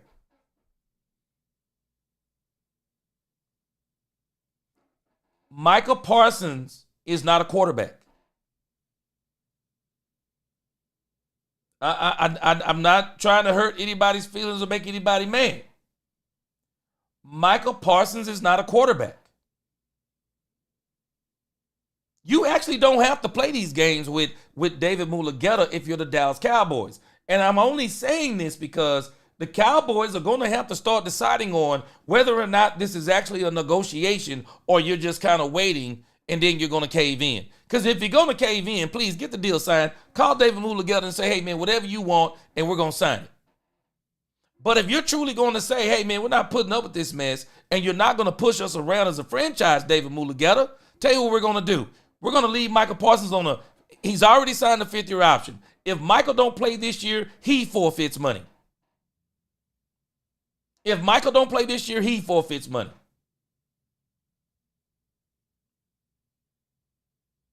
And if y'all want to take this any further than that and you want to keep playing, we'll take this all the way to the next level. We'll take it to next season. We'll trade. Calm down. I'm not saying do this. But if you're not going to use everything that you can to leverage against David Mulugeta, I think his name is, if you're not going to do everything you can do to leverage against Michael Parsons' agent, if he's truly the holdup, well, you got to bring something out. You have to bring something out that says you're not going to do this. You have to bring something. Because if you're saying that you're not going to use this as a leverage piece, if you're not going to use every piece that you have to leverage against these doggone agents, well, just fold up the tent and go ahead and call David Mulugeta and get the deal signed and be done with it. It's not a negotiation, guys. It's not a negotiation if you're not negotiating. If one side just says, this is what we want and we're not moving, show me where that's a negotiation. The only thing I'm doing is saying, well, you know what? There's nothing I can do about what they have on the table. So the only way I can really fight it is prolong it. You're not fighting it. You're prolonging the inevitable. And if you're prolonging the inevitable, then don't prolong the inevitable. If you're going to go ahead and cave in, go ahead and cave in and be done with it. Just be done with it. Cave in. Bernard Field says they could do Smith like that as well. Yeah. Tyler Smith. And Bernard, you know why they can do him like that? Because he's not officially the left tackle. He's not even the left tackle. Left guard money and left tackle money, two different things. Left guard money and left tackle money is two different things. The Cowboys, if they really wanted to, I don't think they'll do it. Cowboys got him, I'm telling you, they got him in a chokehold. Robert Dudley, this is exactly what I'm talking about. He'll be 30 years old by the time you get to the next mark, and you wouldn't even be worried about it at that point. No, you just walk away. You're 30 years old now. What did I tell y'all about 30 years old? 30 years of age is the magic number. If you're not under contract at 30 years of age, you're a mercenary at that point. The only position at 30 plus years of age that's going to get a multi-year deal is a quarterback. No edge rusher is getting a multi-year deal at 30 years of age. No. Nobody's giving you a multi-year deal at 30. They already know you're going to fall off the cliff. Or at least most teams don't want to take the chance on a 30-plus or a 30-year-old edge rusher falling off the cliff. After that, you get 1 year, 2 year deals. You really get 2 year deals with a 1 year option. But I'm just saying, the Cowboys, if you're going to be in a negotiation, there are no rules. The old cliche goes, there are no rules in love and war. I don't know if the Cowboys are in a war, but it does seem like there is a war between Mulugeta and Jerry, because Jerry's saying he ain't who he's already said he don't even know who this guy is. I find it hard to believe. But Jerry said he doesn't know who this guy is. But again, you could literally keep him on a 3 year deal, because let's be 100%, I don't know if we're going to be 100% real. But what's the window we see right now? CeeDee Lamb deal kicks in this year. If I'm not mistaken, CeeDee Lamb deal kicks in this year. And it's 3 years. Dak Prescott deal kicks in this year. Some are saying that the Cowboys have set that deal up to where they can walk away from Dak Prescott in how many years? 3 years. This year and a couple of more. They can walk away from Dak Prescott. If you're not paying attention to how the Cowboys are doing these deals, what was also Diggy Zua's deal? What was it, a 4 year? The Cowboys are setting this up to where the reality is, where the Cowboys are probably going to make the most serious run for the chip will be 25, 26, and 27. That will probably be the peak run. 28 may be the final year of this particular regime. We don't know if they're going to extend CeeDee Lamb. Maybe they will. We don't know if they'll extend Michael. Maybe they will. We don't know if they're going to extend Dak. Maybe they will. By that time in that window, there'll be other players' contracts that'll be coming up. So the reality is, the Cowboys really got to get it. 26 and 27 has to be the real serious run. 28 can be a part of it too. But typically when you build these teams, you got to be prepared. If you're going to build them the way the Cowboys are building them, with all these void years and all those things, you got to be prepared. You build to a crescendo, you make a serious run, you take a dip, and then you build it back up again and try to hit that mark again within 2 to 3 years. So the Cowboys could literally say, we only want you for 26. We only want you for these 3 years of your career. And after that, we'll decide on what we want to do. I'm just saying, man, these teams, if they don't start using this stuff,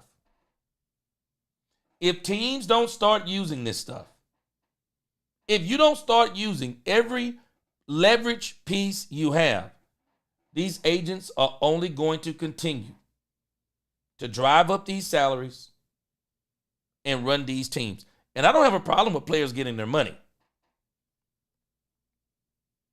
I do start having problems when players, when we start getting into this, I gotta be a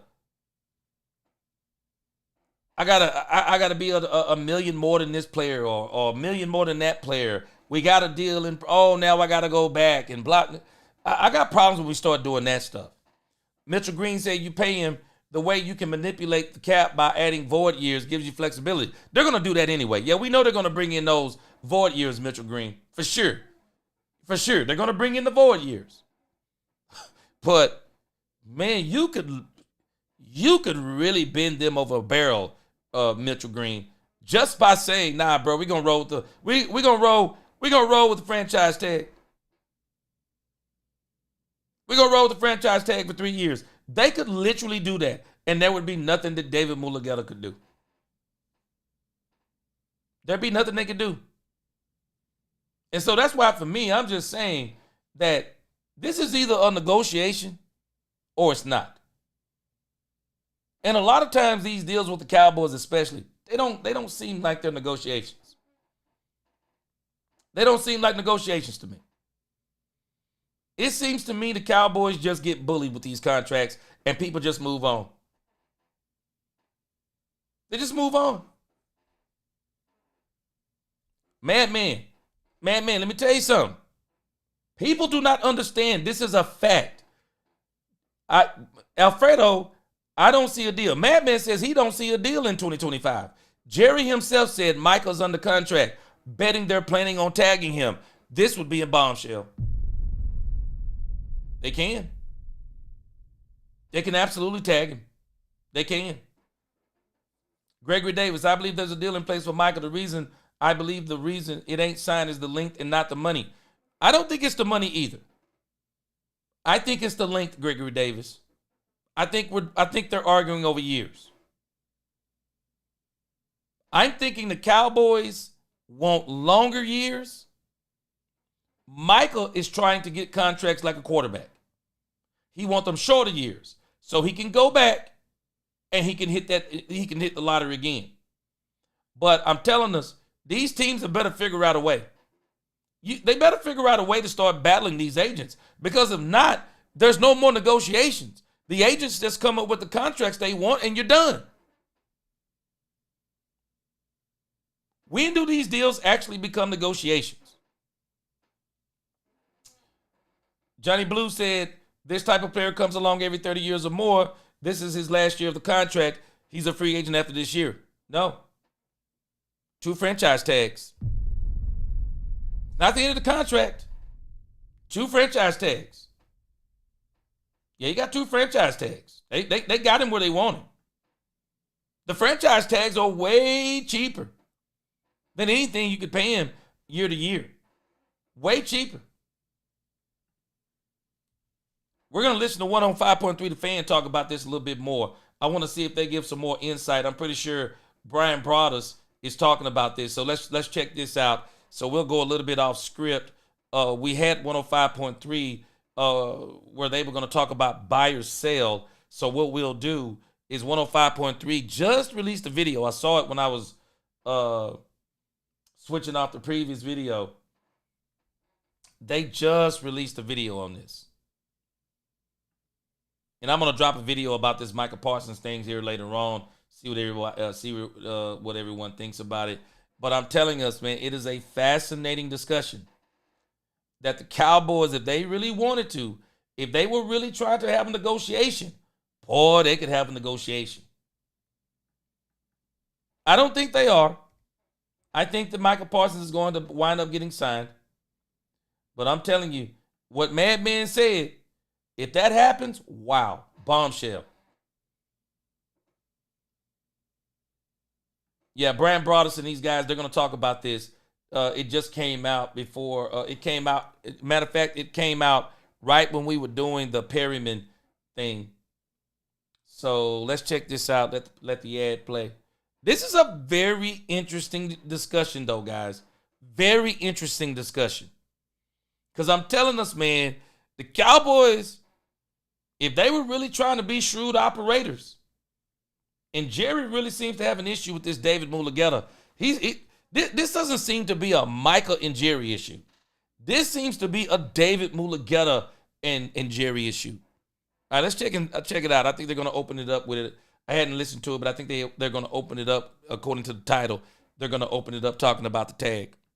Zach and I did a Love of the Star podcast this morning. And is it up yet, Zach? I haven't checked. It's up. It is out. It is there, and it is ready for you to listen to. Yeah, do it after our show if you would today. Yeah, if you don't mind. Yeah, just give it a listen there. And because right now the Philadelphia Eagles are kicking our ass in these podcasting world, But we'll see. Like I said, the old Super Bowl bump. The Super Bowl bump is getting us. But we'd love for you guys to continue to listen to. If you already are listening to Love of the Star, just keep doing that. But if you're new and you want some Cowboy content, well, we'd love that. We did a mailbag segment today. Well, not a segment. We did a mailbag show. Mailbag? Man, we had some really interesting questions today.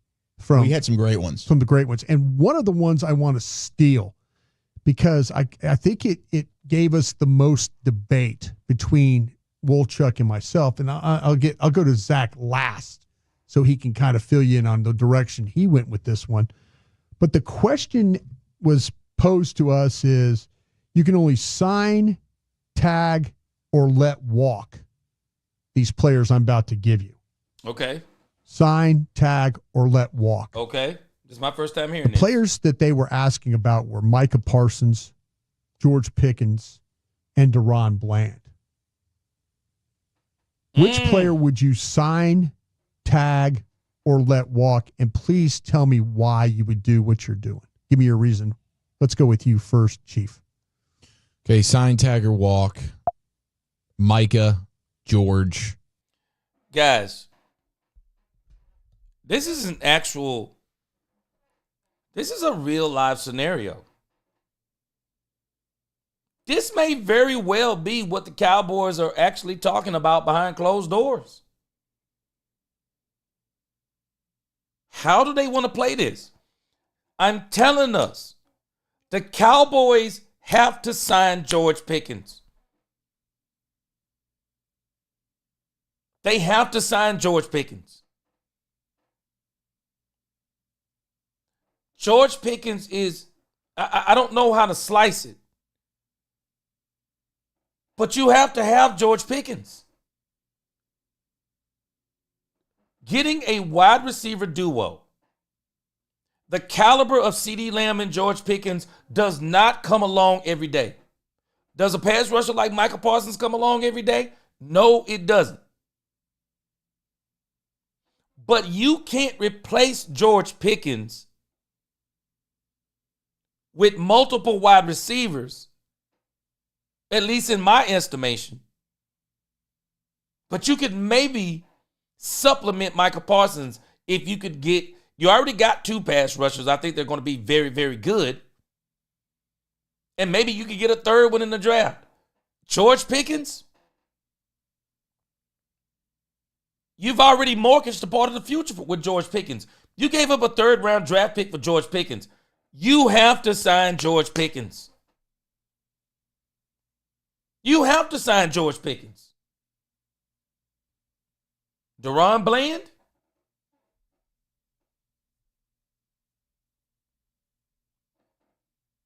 Maybe, depending upon the tag, maybe you tag Deron Bland and sign Michael. But that's a tough decision. And I think it's the very decision the Cowboys have weighing on them. They have to make a decision on how are they going to keep this together. How are they going to do it? And you said Bland? Bland, yes, sir. Yeah. I can't imagine that I'm going to mess around with tagging any of these guys. Well, it's part of the game. You get to it's do like a marry, murder, bleed. Yeah, you can get to do one of these things. So somebody's got to be signed, somebody's got to be tagged, and somebody has to walk. Let's hope that George Sedano comes on here in the next few minutes and livens this thing up. George. Save us. Yeah. Okay, well, I'm signing Micah Parsons, and I guess I'm tagging Deron Bland, and I'm letting George Pickens walk. Whoa! I'm not going to be able to if I tag George Pickens, that number is huge. Tag George Pickens. Give him top 5 wide receiver money. And you're going to be, that's what, 30 plus million on your cap for a franchise tag? Sure. There's no way. That's a non-starter. That's impossible. We're not doing it. I'm signing Micah Parsons because he's one of the best defensive players in the league, and I'll tag Deron Bland because it's still a premium position at the cornerback spot. Can't find him, not just all over the place like wide receivers are. And the number won't be quite as high as what it would be for tagging George Pickens. Easy money. You know, I could go a lot of different ways with this, but I think it's signing Micah Parsons because I'm most sure about him with all these 3 guys, and I want to have somebody that I'm more sure about. Now, there's definitely some question marks with him, but I want to tag Pickens, because I want to bring him back for another year. Y'all put y'all answers down in the chat. I think this is a very good discussion. Pickens, Michael Bland, sign, tag, walk. Y'all put y'all answers down in the chat and I'll read them. I'll read them after this. Y'all tell me what y'all think. Sign, tag, walk. Micah, Pickens, Bland. Y'all tell me what you think as we listen to this. I think right now what you have is an advantage, and I don't want to have it for just 1 year. At the same time, I don't want to go super long-term with Pickens. So I think the tag makes a ton of sense. I mean, shoot, you saw what Burrow did with those 2 receivers. We can't run the ball. We got the number 1 offense. And then the Eagles win the Super Bowl with 2 receivers. I think there's something to the 2 receiver deal. And especially with Dak, I think this is going to get favorable looks for your running game. Your passing game is going to be great. This offense should be amazing. And a lot of it is because what Pickens and Lamb are going to present. Remember what the team that you're talking about. You're talking about the Cowboys. So as soon as they dedicate that much money to George Pickens, you got nothing. You have Joe Burrow's defense. So that's a lot of fun. Dak ain't even Joe Burrow. Joe Burrow's not making the playoffs with that. So that's a lot of fun, but you have the worst defense in football history. So I guess it's going to be great scoring a bunch of points and missing out on the playoffs.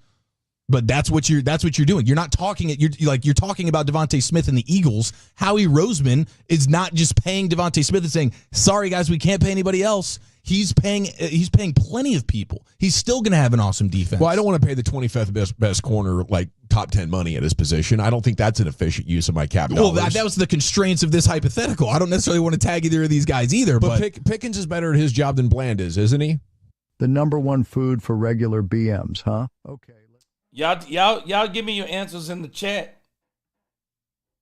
Sign, walk, tag. Michael, Bland, Pickens. I would say yes. But also, I trust Deron Bland to be a professional a hell of a lot more than I do George Pickens. Yeah, I was thinking of the Mary F. Kill thing. Yeah. I was going to marry Bland, as I started going down that path because you're going to F Micah. I don't know. I couldn't get past that one, but I know for sure Deron Bland's the husband material. So the Shams bomb to drop. It's the Buss family selling the Lakers. Oh, didn't think that was coming. That's out of left field. Entering an agreement to sell majority ownership of the Lakers. You're right about that Mark part. Walter, the CEO, chairman of Diversified Holding Company, TWG Global. So that is what the breaking news is. The Buss family, who has owned the Lakers since 1979, will be selling majority. Arena. I bet they do. So Staples or a theory that I. He's definitely the player's not happy about this, but when from a team building perspective, I do kind of like this idea because then maybe you can find a way to keep maybe a Pickens and a Bland. Yeah. You could probably, if you just go ahead and tag him, you might have a chance that I can spend elsewhere to try. So could I save $15 million and just go ahead and slap a franchise tag on Micah Parsons? And then now I have an extra $15 million of money that I can spend elsewhere to try and make my roster whole. Now, I don't know. Maybe your player's not happy about this. In fact, I think we could get. See, he's making a very interesting discussion.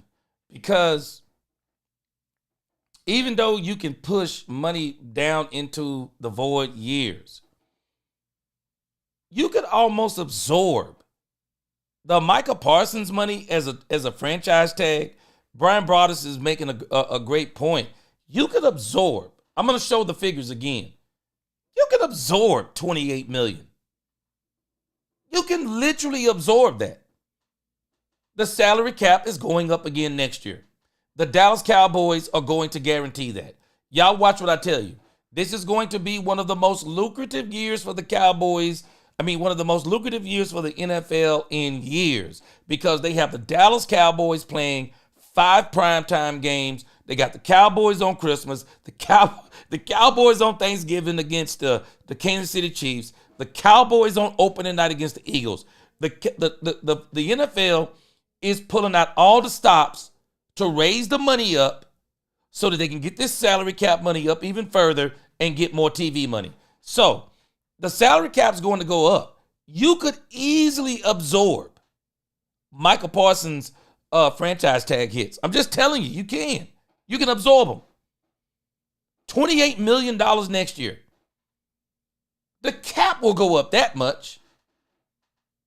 You can absorb that, because in reality, I think the number, if you actually sign him, it would be around 16 million, 17 million. So you kind of adding, subtracting, and doing some numbers. You're only talking about paying an additional 12 to 13 million dollars. So you can absorb a franchise tag hit with Michael Parsons. You can. In this scenario, it would absolutely allow you to sign DeRon Bland and George Pickens. Because I'm telling you, these wide receiver duos, they're hard to find. They're hard to find. And I'm telling you, when you get these wide receiver duos, you do damage on teams. I'm telling you, you do damage. The Rams with Puka Nacua, they are going to do damage with Puka Nacua and Devontae Adams. They're going to do damage. They're going to do damage. You do damage when you do, because it just makes your offense look, it makes your offense look totally different. It is hard to cover 2 receivers like that. Todd Church said it. We may not like it, but the Cowboys actually put themselves in position that if Michael Parsons got injured, I don't think they were trying to do this in case he held out. I think they did it in case he got injured. The Cowboys fixed it where if Michael Parsons got injured, they were not going to be in the situation they were in last year. See, again, I mentioned this the other day. We talking about Joe Milton III and Dak Prescott? Donovan Ezeraku and Dante Fowler has guaranteed us that if Michael Parsons goes down, this team will not fall off the cliff on defense like they did last year. They will not do it. Donovan Ezeraku and Dante Fowler, coming from opposite ends, are going to be hard to stop. They're going to be hard to stop. The Cowboys have really went in and fixed some things on defense because last year the defense got hurt and the season fell apart. Cowboys said not this year. Not this year. They got some depth. Linebacker, they got some depth. I'm telling us. Bama boy, let me read these super chats. He said, gee, we are forgetting that Dakota Rain Prescott was tagged twice. He was. Yes, sir. That's what I was talking about earlier. Yes, sir, Damon Bama boy. They tagged him twice. Absolutely tagged him twice. Why wouldn't they do the same thing to Michael Parsons? Why not? Especially, Bama boy, because we're not talking about quarterback money. You cannot. It's hard to absorb, especially where the quarterback market is now. It's hard to absorb those quarterback franchise tags. I mean, man, you're talking what, 50, 60 million a pop? Man, you talking about an edge rusher. It'll be 28 million next year. Okay, easy. Eat it. Following year, 34, 38? Eat it. No big deal. You can eat those and be done. You can eat those. They did it to Dak. Why not? Dominique, he said, only way I would think of trading Michael is a team is willing to give me a king's ransom. Yep. I'm talking 3 to 4 first round picks plus a player. I don't think you'll ever get through. Dominique said, just mortgage your entire franchise. Dominique said just mortgage your entire draft for the next 3-4 years. I tell you what I would do, Dominique. 2 number 1s and 2 2s. Boy, you could replace Michael Parsons and more with 2 number 1s and 2 number 2s. That's serious right there, man. That's a Herschel Walker type trade. I don't think it's going to happen. All of this is I'm just saying, I just think the Cowboys need to really start deciding on whether or not they're negotiating or not. Because if you're not negotiating, then all you're doing is just prolonging the inevitable. And that don't make sense. But y'all tell me, sign, tag, or walk? Pickens, Parsons, Bland. And I'm going to read y'all's comments in a minute. Guaranteed. He's The definitely player's not happy about this, but when from a team-building perspective, I do kind of like this idea because then maybe you can find a way to keep maybe a Pickens and a Bland. Yeah. You could probably, if you just go ahead and tag him, you might have a chance to really sign all 3 of these guys. Soul has a little bit of everything. See, now a lot of people don't understand. Bama Boy just brought this up. So let's add to this. Let's just say you franchise tag Michael Parsons. That don't mean you can't come back and do a deal next year. Maybe you take the franchise tag next year and then you sign the deal the following year. Maybe you sign the deal the following year. No harm, no foul. You do it the following year. Maybe you tag him next year and say, hey, Michael, here's the deal. We're going to tag you, but because we want to sign Deron Bland. We want to sign Deron Bland. Now, y'all remember, this was the very reason why Michael said he didn't have to be the highest paid player. He said, depending upon how aggressive we're being. Well, I'm sorry. Deron Bland, George Pickens, Ty Smith, Brandon Aubrey. Can you get any more aggressive? Can you get any more aggressive than that? That's pretty doggone aggressive. Not to mention, I think the Cowboys will probably make a couple of more signings before this is all said and done. I do. Personalities. I was just trying to think of the best way to get all 3 players. Yeah, that's definitely the best way to do it. If it was me though, I'm with Dawson. I would let Bland walk if I couldn't do this. But I'm going to tag Parsons. I'm going to sign Pickens, and I'm likely going to let Bland walk. But I think with the money Pickens that I save by trying to tag Parsons, and I'm banking on that Parsons is not going to want to miss game checks. Yeah. Right. Right. So I'm banking on him. I think he would be the hardest one to get done. So I'm going to go ahead and tag him. So you think you tag Micah and he plays? I think he doesn't want to miss money. He wants to. I think to me, you look at him. He's going to be in this stay in or stay out, whatever you want to call it, and can't hold in, whatever you want to call it, camp. Just over $50,000 a day, I believe. So I'm going to take a chance that I could get him, and I'm going to take that $20 million. I'm going to go do things elsewhere with it, is what I'm going to do. I think that's a fascinating It is. They got to be threatening to hand that out. I just don't think he would play under it. Well, if he does not want to play, then he's roughly missing, million something a game. I mean, is that what we're looking at right now? Mm-hmm. 2 million, almost. Yeah, he'd be missing a lot of money. Do you think the Cowboys would really let him sit out?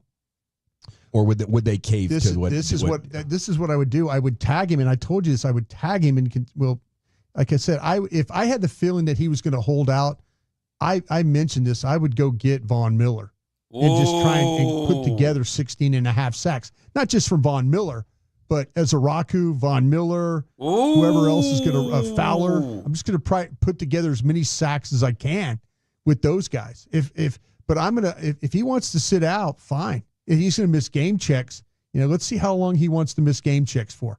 I don't think he wants to do that. That's why if you want to turn the tide on how the Dallas Cowboys operate, yeah, that'll do it. Play hardball with him because he's the one guy that won't sit out, I believe. All righty, it is the G-Bag Nation in Krusty's Corner every afternoon at 3:40 here on the Fan. That was good debates, guys. Great content as always with Krusty's Thanks Corner. to the fans for sending that question in, by the way. Yeah, nice job. That right there is a powerful discussion. Powerful discussion. Powerful discussion. I don't care how you slice it. It's a powerful discussion. Let me go to some of your comments. I want to see what you guys are saying about this. How would you do it? This is a powerful discussion right here. It really is. It's a powerful discussion. Just Blaze, what up? He said sign Parsons, tag Pickens, let Bland walk. Sign Parsons, tag Pickens, let Bland walk. Okay.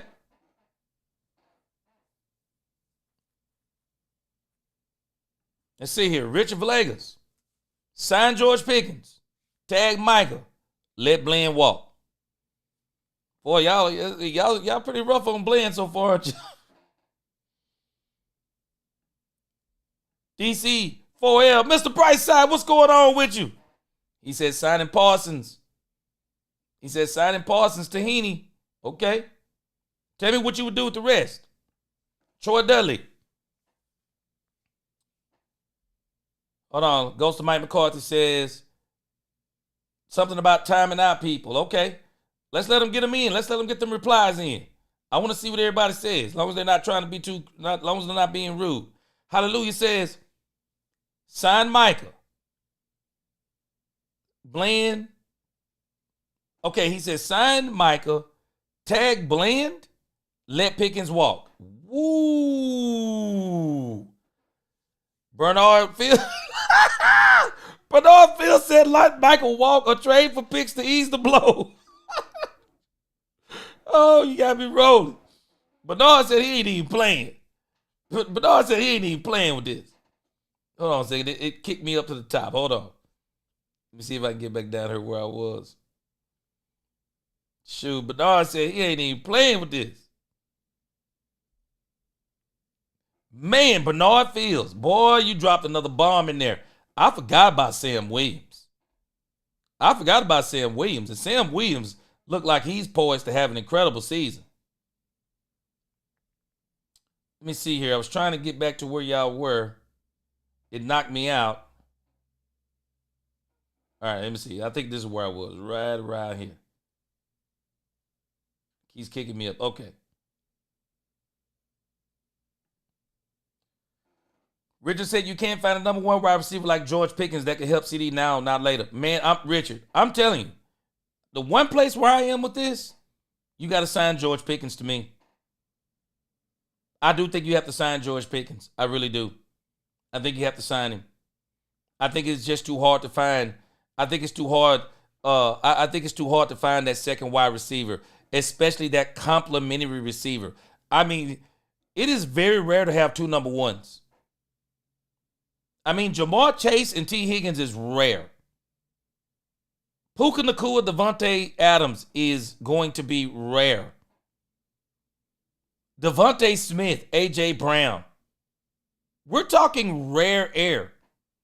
When you can get two wide receivers, man, you got to seize the moment. You got to seize the moment. You do. Robert Dudley, you right about that part. Stephen White says, I don't think it's up to Tolbert at all when it comes to Pickens. If Pickens is Pickens and a team player, he's our goal, no matter what Tolbert does. Yeah, they got to sign Pickens. I believe they have to sign him. I think they have to sign him. I do. They have to sign him. Let me see what else. Let me see if I got some more answers in here.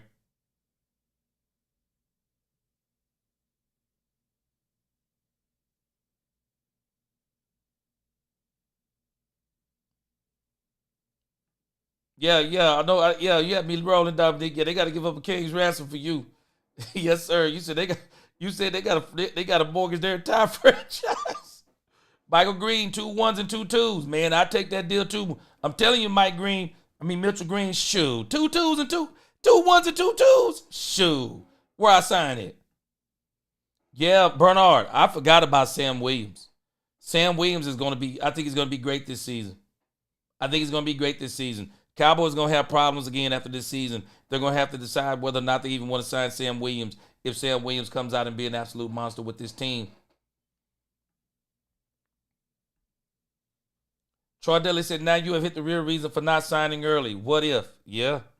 You can't tag both and sign GP. Boy. Dominique Pittman said he can't stand that franchise tag. Stephen White said MP, GP, or Bland. Bland would have to go. Tag Michael top 5 pay and sign George Pickens. I do think the key in this is you have to sign George Pickens. I really do. I think you have to sign George Pickens. You do. You have to. George Pickens is going to be, if George Pickens is just what he was at Pittsburgh, the Cowboys are going to be dangerous. Stephen White said, I'd let Diggs walk. Diggs is out. Hey, they letting Diggs. I believe they're going to let Diggs walk. Don't worry. They're going to let Diggs walk. Christopher Cook, he said, sign Pickens, tag Micah, tag Bland, or let Bland walk. You know, you think about Bland had that one season, hurt last season. This is a make-or-break season for Bland. This is really a make-or-break season for Bland. I say, you know, if Bland don't really turn it up, you could easily just say with Bland, I'm like you guys. You can let him walk. You can let him walk. Alfredo Morales, I like this too. Give me 2 1s, 2 2s, and a 3. Yeah, for sure. Yes, sir. For sure. Because again, we got Dante Fowler, Donovan Ezeraku, and I forgot about Sam Williams. Sam Williams, I'm telling you, this dude has got something to prove this year. Let me read Georgie George. He says, sign Parsons for a full blitz package. Sign Pickens on a franchise to allow him to get fitted in our offensive scheme. Release DeRon Bland because he's going to want to catch interceptions. And he gets beat. Georgie George. Shoot, we could probably trade DeRon Bland to Dan Quinn. I guarantee you Dan Quinn, he'll finance a draft for a player. He's already done it. Lead time. If Tober gets 60 catches and 7 touchdowns again, you know how Jerry thinks. I wouldn't, but Jerry possibly would. Lead time, book it. Book it. Do not be surprised if the Cowboys re-sign Jalen Tolbert. Book it. The Cowboys love their own. And Jalen Tolbert, lead time, I'm starting to believe Jalen Tolbert may be better than we think he is. Jalen Tolbert may be better than we think he is. Dominique said, as much as I can't stand these convos, if I personally didn't have any kind of choice, yeah, I would let Bland walk. They can find another cornerback. Guys like Pickens don't just fall into your lap. Dominique, there it is. I got to sign. I don't care whatever happens in the equation. I'm not letting George Pickens walk. Unless George Pickens is a problem this year, nah, he not getting out of Dallas if it's me. Newhouse fam, what up with you? He not getting out of Dallas if it's me. I'm not letting George Pickens get out of here. I'm not doing it. He cannot leave this team. If he does what I think he's going to do, we got to sign him. Troy Dudley, Cowboys are very good at finding cornerbacks. Think Savon Revel Jr. is going to be off the chain. Dominique Pittman says Mike ain't doing no mess like that. And again, for me, I like the part of the argument they made. Gave me some more ammunition for why I'm going to talk about this later on. But you really got to start looking at all of your options with Michael Parsons. You have to start looking at all of your options because of what's going on with this contract. You really got if you're going to negotiate a deal, you got to negotiate a deal. You do. You got to negotiate it. Iceberg Slim. This is another reason why I think Tolbert's going to be successful. Iceberg Slim says Tolbert got chemistry with Dak. Facts. He will get weak coverage. Facts. We got to realize last year Jalen Tolbert was going up against number 1s and number 2s. If Jalen Tolbert did what he did against number 1s and number 2s, Jalen Tolbert going to eat on number 3s. Tolbert going to eat on 3s. You watch what I tell you. My man Johnny Blue, he says, sign Michael, tag Pickens, let Bland walk. I'm good as long as we're keeping Pickens in some way. I'm good if we can keep him. I like I like that one too. George said Bland is good. Just he gets beat 5 or 6 out of 10 times. Yeah, because he takes chances. No doubt about it, George. He takes chances. But if that ball opportunity is there, he may catch them 7 out of 10 times. Yeah, he takes chances. But he's the type of guy you definitely don't mind him taking chances. Boy, when he said Von Miller, Alfredo, hey, Von Miller is old. But Von Miller with these guys on the field, he may still have a little something left in the tank. Oh, yeah, hallelujah. That's what I'm thinking. Hey, he's very effective pass rusher. Man, he still may have something in the tank. Mitchell Green, tag Bland, is $20 million. Okay. You tag him, you can sign Micah and Pickens. Okay. Like that too. Because what Brian Broaddus is presenting is Brian Broaddus is trying to figure out how do you keep all three. And I like that. I like that too. Newhouse fam, he says tripping, letting Bland walk. Newhouse, let me play devil's advocate. You're right from this perspective. The Cowboys are already struggling with cornerbacks right now. Would we really want to let Bland walk? Right now, Bland is the best cornerback the Cowboys have. Jimmy Slam McGann, he said trade. Jimmy said trade Parsons. Said trade. My man Robert M., what up with you? Robert M. said, and by the way, just because you tag a player, he can still hold out. Yep. Now, Robert M., you heard Brian Broaddus. Brian Broaddus says what you're dependent on is that Micah won't want to hold out and miss that money. Because if Micah holds out this year, he's going to miss almost $2 million a game. Johnny Blue, he said, what happens if the defense sucks? Man, you better make sure your offense on point then. If I'm the Cowboys, I got to find a way to keep George Pickens. I do. I have got to figure out a way to keep George Pickens. I don't care what. I got to keep George Pickens. But again, I just think it's a great discussion. The ghost of Mike McCarthy said, no, you're not. He said, you're being a petulant. Okay, handle up on that, Mike. Ghost of Mike McCarthy, whatever y'all talking about. All right, so I really like this discussion. My sister Angie the Rebel Chicks, what's going on? She said she just left the dentist. Hey, we talked about your swipe left defensive tackle, Perrion Winfrey, and we think he gonna be okay. We talked about him earlier. We talked about Robert Rochelle. Hey, we know he just special teams. And now we're talking about this thing about the Cowboys franchise tagging Micah Parsons because they could franchise tag him 3 years and come out cheaper than signing him into a deal. Alex says having Lamb, Dak, and Micah the big contracts, would it be possible to sign Pickens? The Cowboys are going to have to work some wizardry. I think one of the things they're going to do with Dak Prescott is they're going to go and push some more of Dak Prescott's money down into the void years. So they're going to figure out money right there. Newhouse fam said, all right, we let go of Bland, then let go of Turpin. Lamb, and Ferguson. We will be all right and Super Bowl bound. We ain't letting all those players go. I see the sarcasm there. Yeah, I do think Dak Prescott is going to have a very good season too. Angie said, tag Pickens, pay Micah, trade Bland. Okay. Angie, you know what? I hadn't thought about trading Bland. But you can get, I guarantee you, Angie, you can get some money for Bland. I mean, you can get some compensation for Bland, for sure. You definitely get some compensation. I don't know exactly what. You would get some compensation for Bland. William Mills, he said they need GP. I'm telling you, William Mills, they need GP with CD, Tobin, and Turpin. Will be great for wide receiver group for years. Yes, sir. I'm with you, William. You got to keep them for the next 3 years. I agree. Because if you keep them together, you only get better on offense. You're only going to get better on offense. You're only going to get better.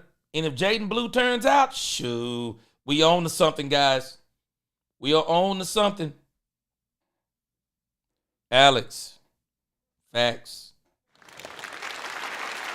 Bro, we think the Cowboys front office got tough decisions now? Wait until next season. Brandon Aubrey, Ty Smith, Sam Williams. They're going to have issues.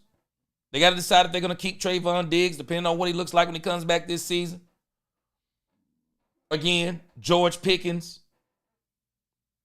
You got to. You have to. Goes to Mike McCarthy, said you're going to need Dak and Lamb to restructure those deals. They got to. They're going to, yeah. And I do believe that they're going to restructure Dak and see these deals again. If you want to keep Pickens beyond 25, he's not going to give anyone much of a discount. That's why Pitt already dealt him away. Yep. And again, I think you got to keep him. I do. I think you have to sign George Pickens. Angie said, well, I'm going to lay down just stopping by to speak and hit the like. But my mouth sore. I got you, Angie. Appreciate you. Appreciate you stopping by.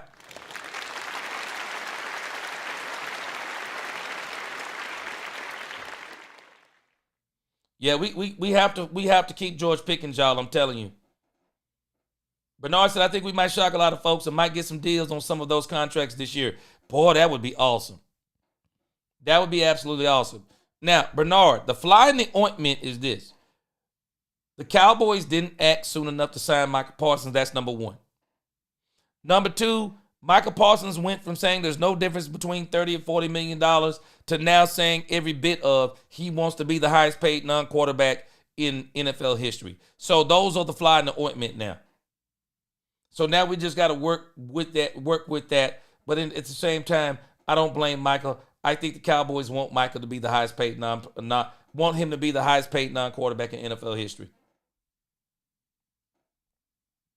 Hallelujah. He said he's trying to see some W's for the Cowboys this year. Yeah, I'm telling you, man. I'm telling you. It's a great discussion. Really is. Absolute great discussion. I'm gonna actually talk about it a little bit more off the air when I release a video on this. It's a great discussion, though. Absolutely. Absolutely great discussion. All right. So we've been on about 2.5 hours, about 2 hours and 17 minutes. It is 8 o'clock, so we're gonna call it a night. I got something I got to do. Man, appreciate y'all rocking with me today. Great show. Great show. We have a couple of more topics. We'll get on those tomorrow. Maybe there'll be some more Cowboys news. But man, y'all, absolute great show today. Great show today, boy. Y'all really helped me out. Really helped me out. Really blessed me with this show today. Appreciate y'all. Best chat on YouTube. No doubt about it. My man Daniel Liv right here, man. He said, yeah, I think they're going to make one more trade, even if it's not Ramsey. Yeah. I don't know about trade, but I think they're going to definitely make a couple more pickups. I'm expecting to see Asante Samuel. Ghost Mike McCarthy said, Jerry and Steven acted fast enough to re-sign Michael and Aubrey and Tyler Smith and Bland. Oh, haven't acted. I got you. Haven't acted. Ghost Mike McCarthy. I think they did try to act on Michael Parsons. Michael Parsons gave Jerry the impression that they could work a deal out without his agent. Agent stepped in and said, no, can't do. I think that's what wound up happening. But everybody else, I'm not sure, because goes to Mike McCarthy, they might already be behind the scenes working on these deals. Now, Brandon Aubrey, I'm with you. They should already sign Brandon Aubrey. Appreciate you. Hallelujah. Yes, sir. Robert M31, foot dragging ain't no joke. Yeah. They need to go out. Hey, I'm telling you. That's why, for me, the Michael Parsons deal, don't take my discussions wrong about Michael Parsons. All I'm saying is this. If the Cowboys are not negotiating, sign the deal and let's get it done. That's all I'm saying. Yes, sir. Georgie George, appreciate you. Yeah, I'm signing George Pickens. Yeah, I'm signing him, man. I'm signing him. All right, guys. Love you all. Appreciate you. Great discussion today. Great discussion. For sure. That man Steve White, he said do the stanky leg. Oh, he said do the shanky leg. I see you. All right, guys, I appreciate you once again. We're going to rock out again tomorrow. Don't worry. I got to do Cowboys After Dark at some point this week. So we'll see. If it's not tonight, it'll be Friday or Saturday. And I'm going to try to get into them for y'all people who like them late night shows. So again, until the next time, DC4L, God bless. Let's talk Cowboys. When we talk facts, peace.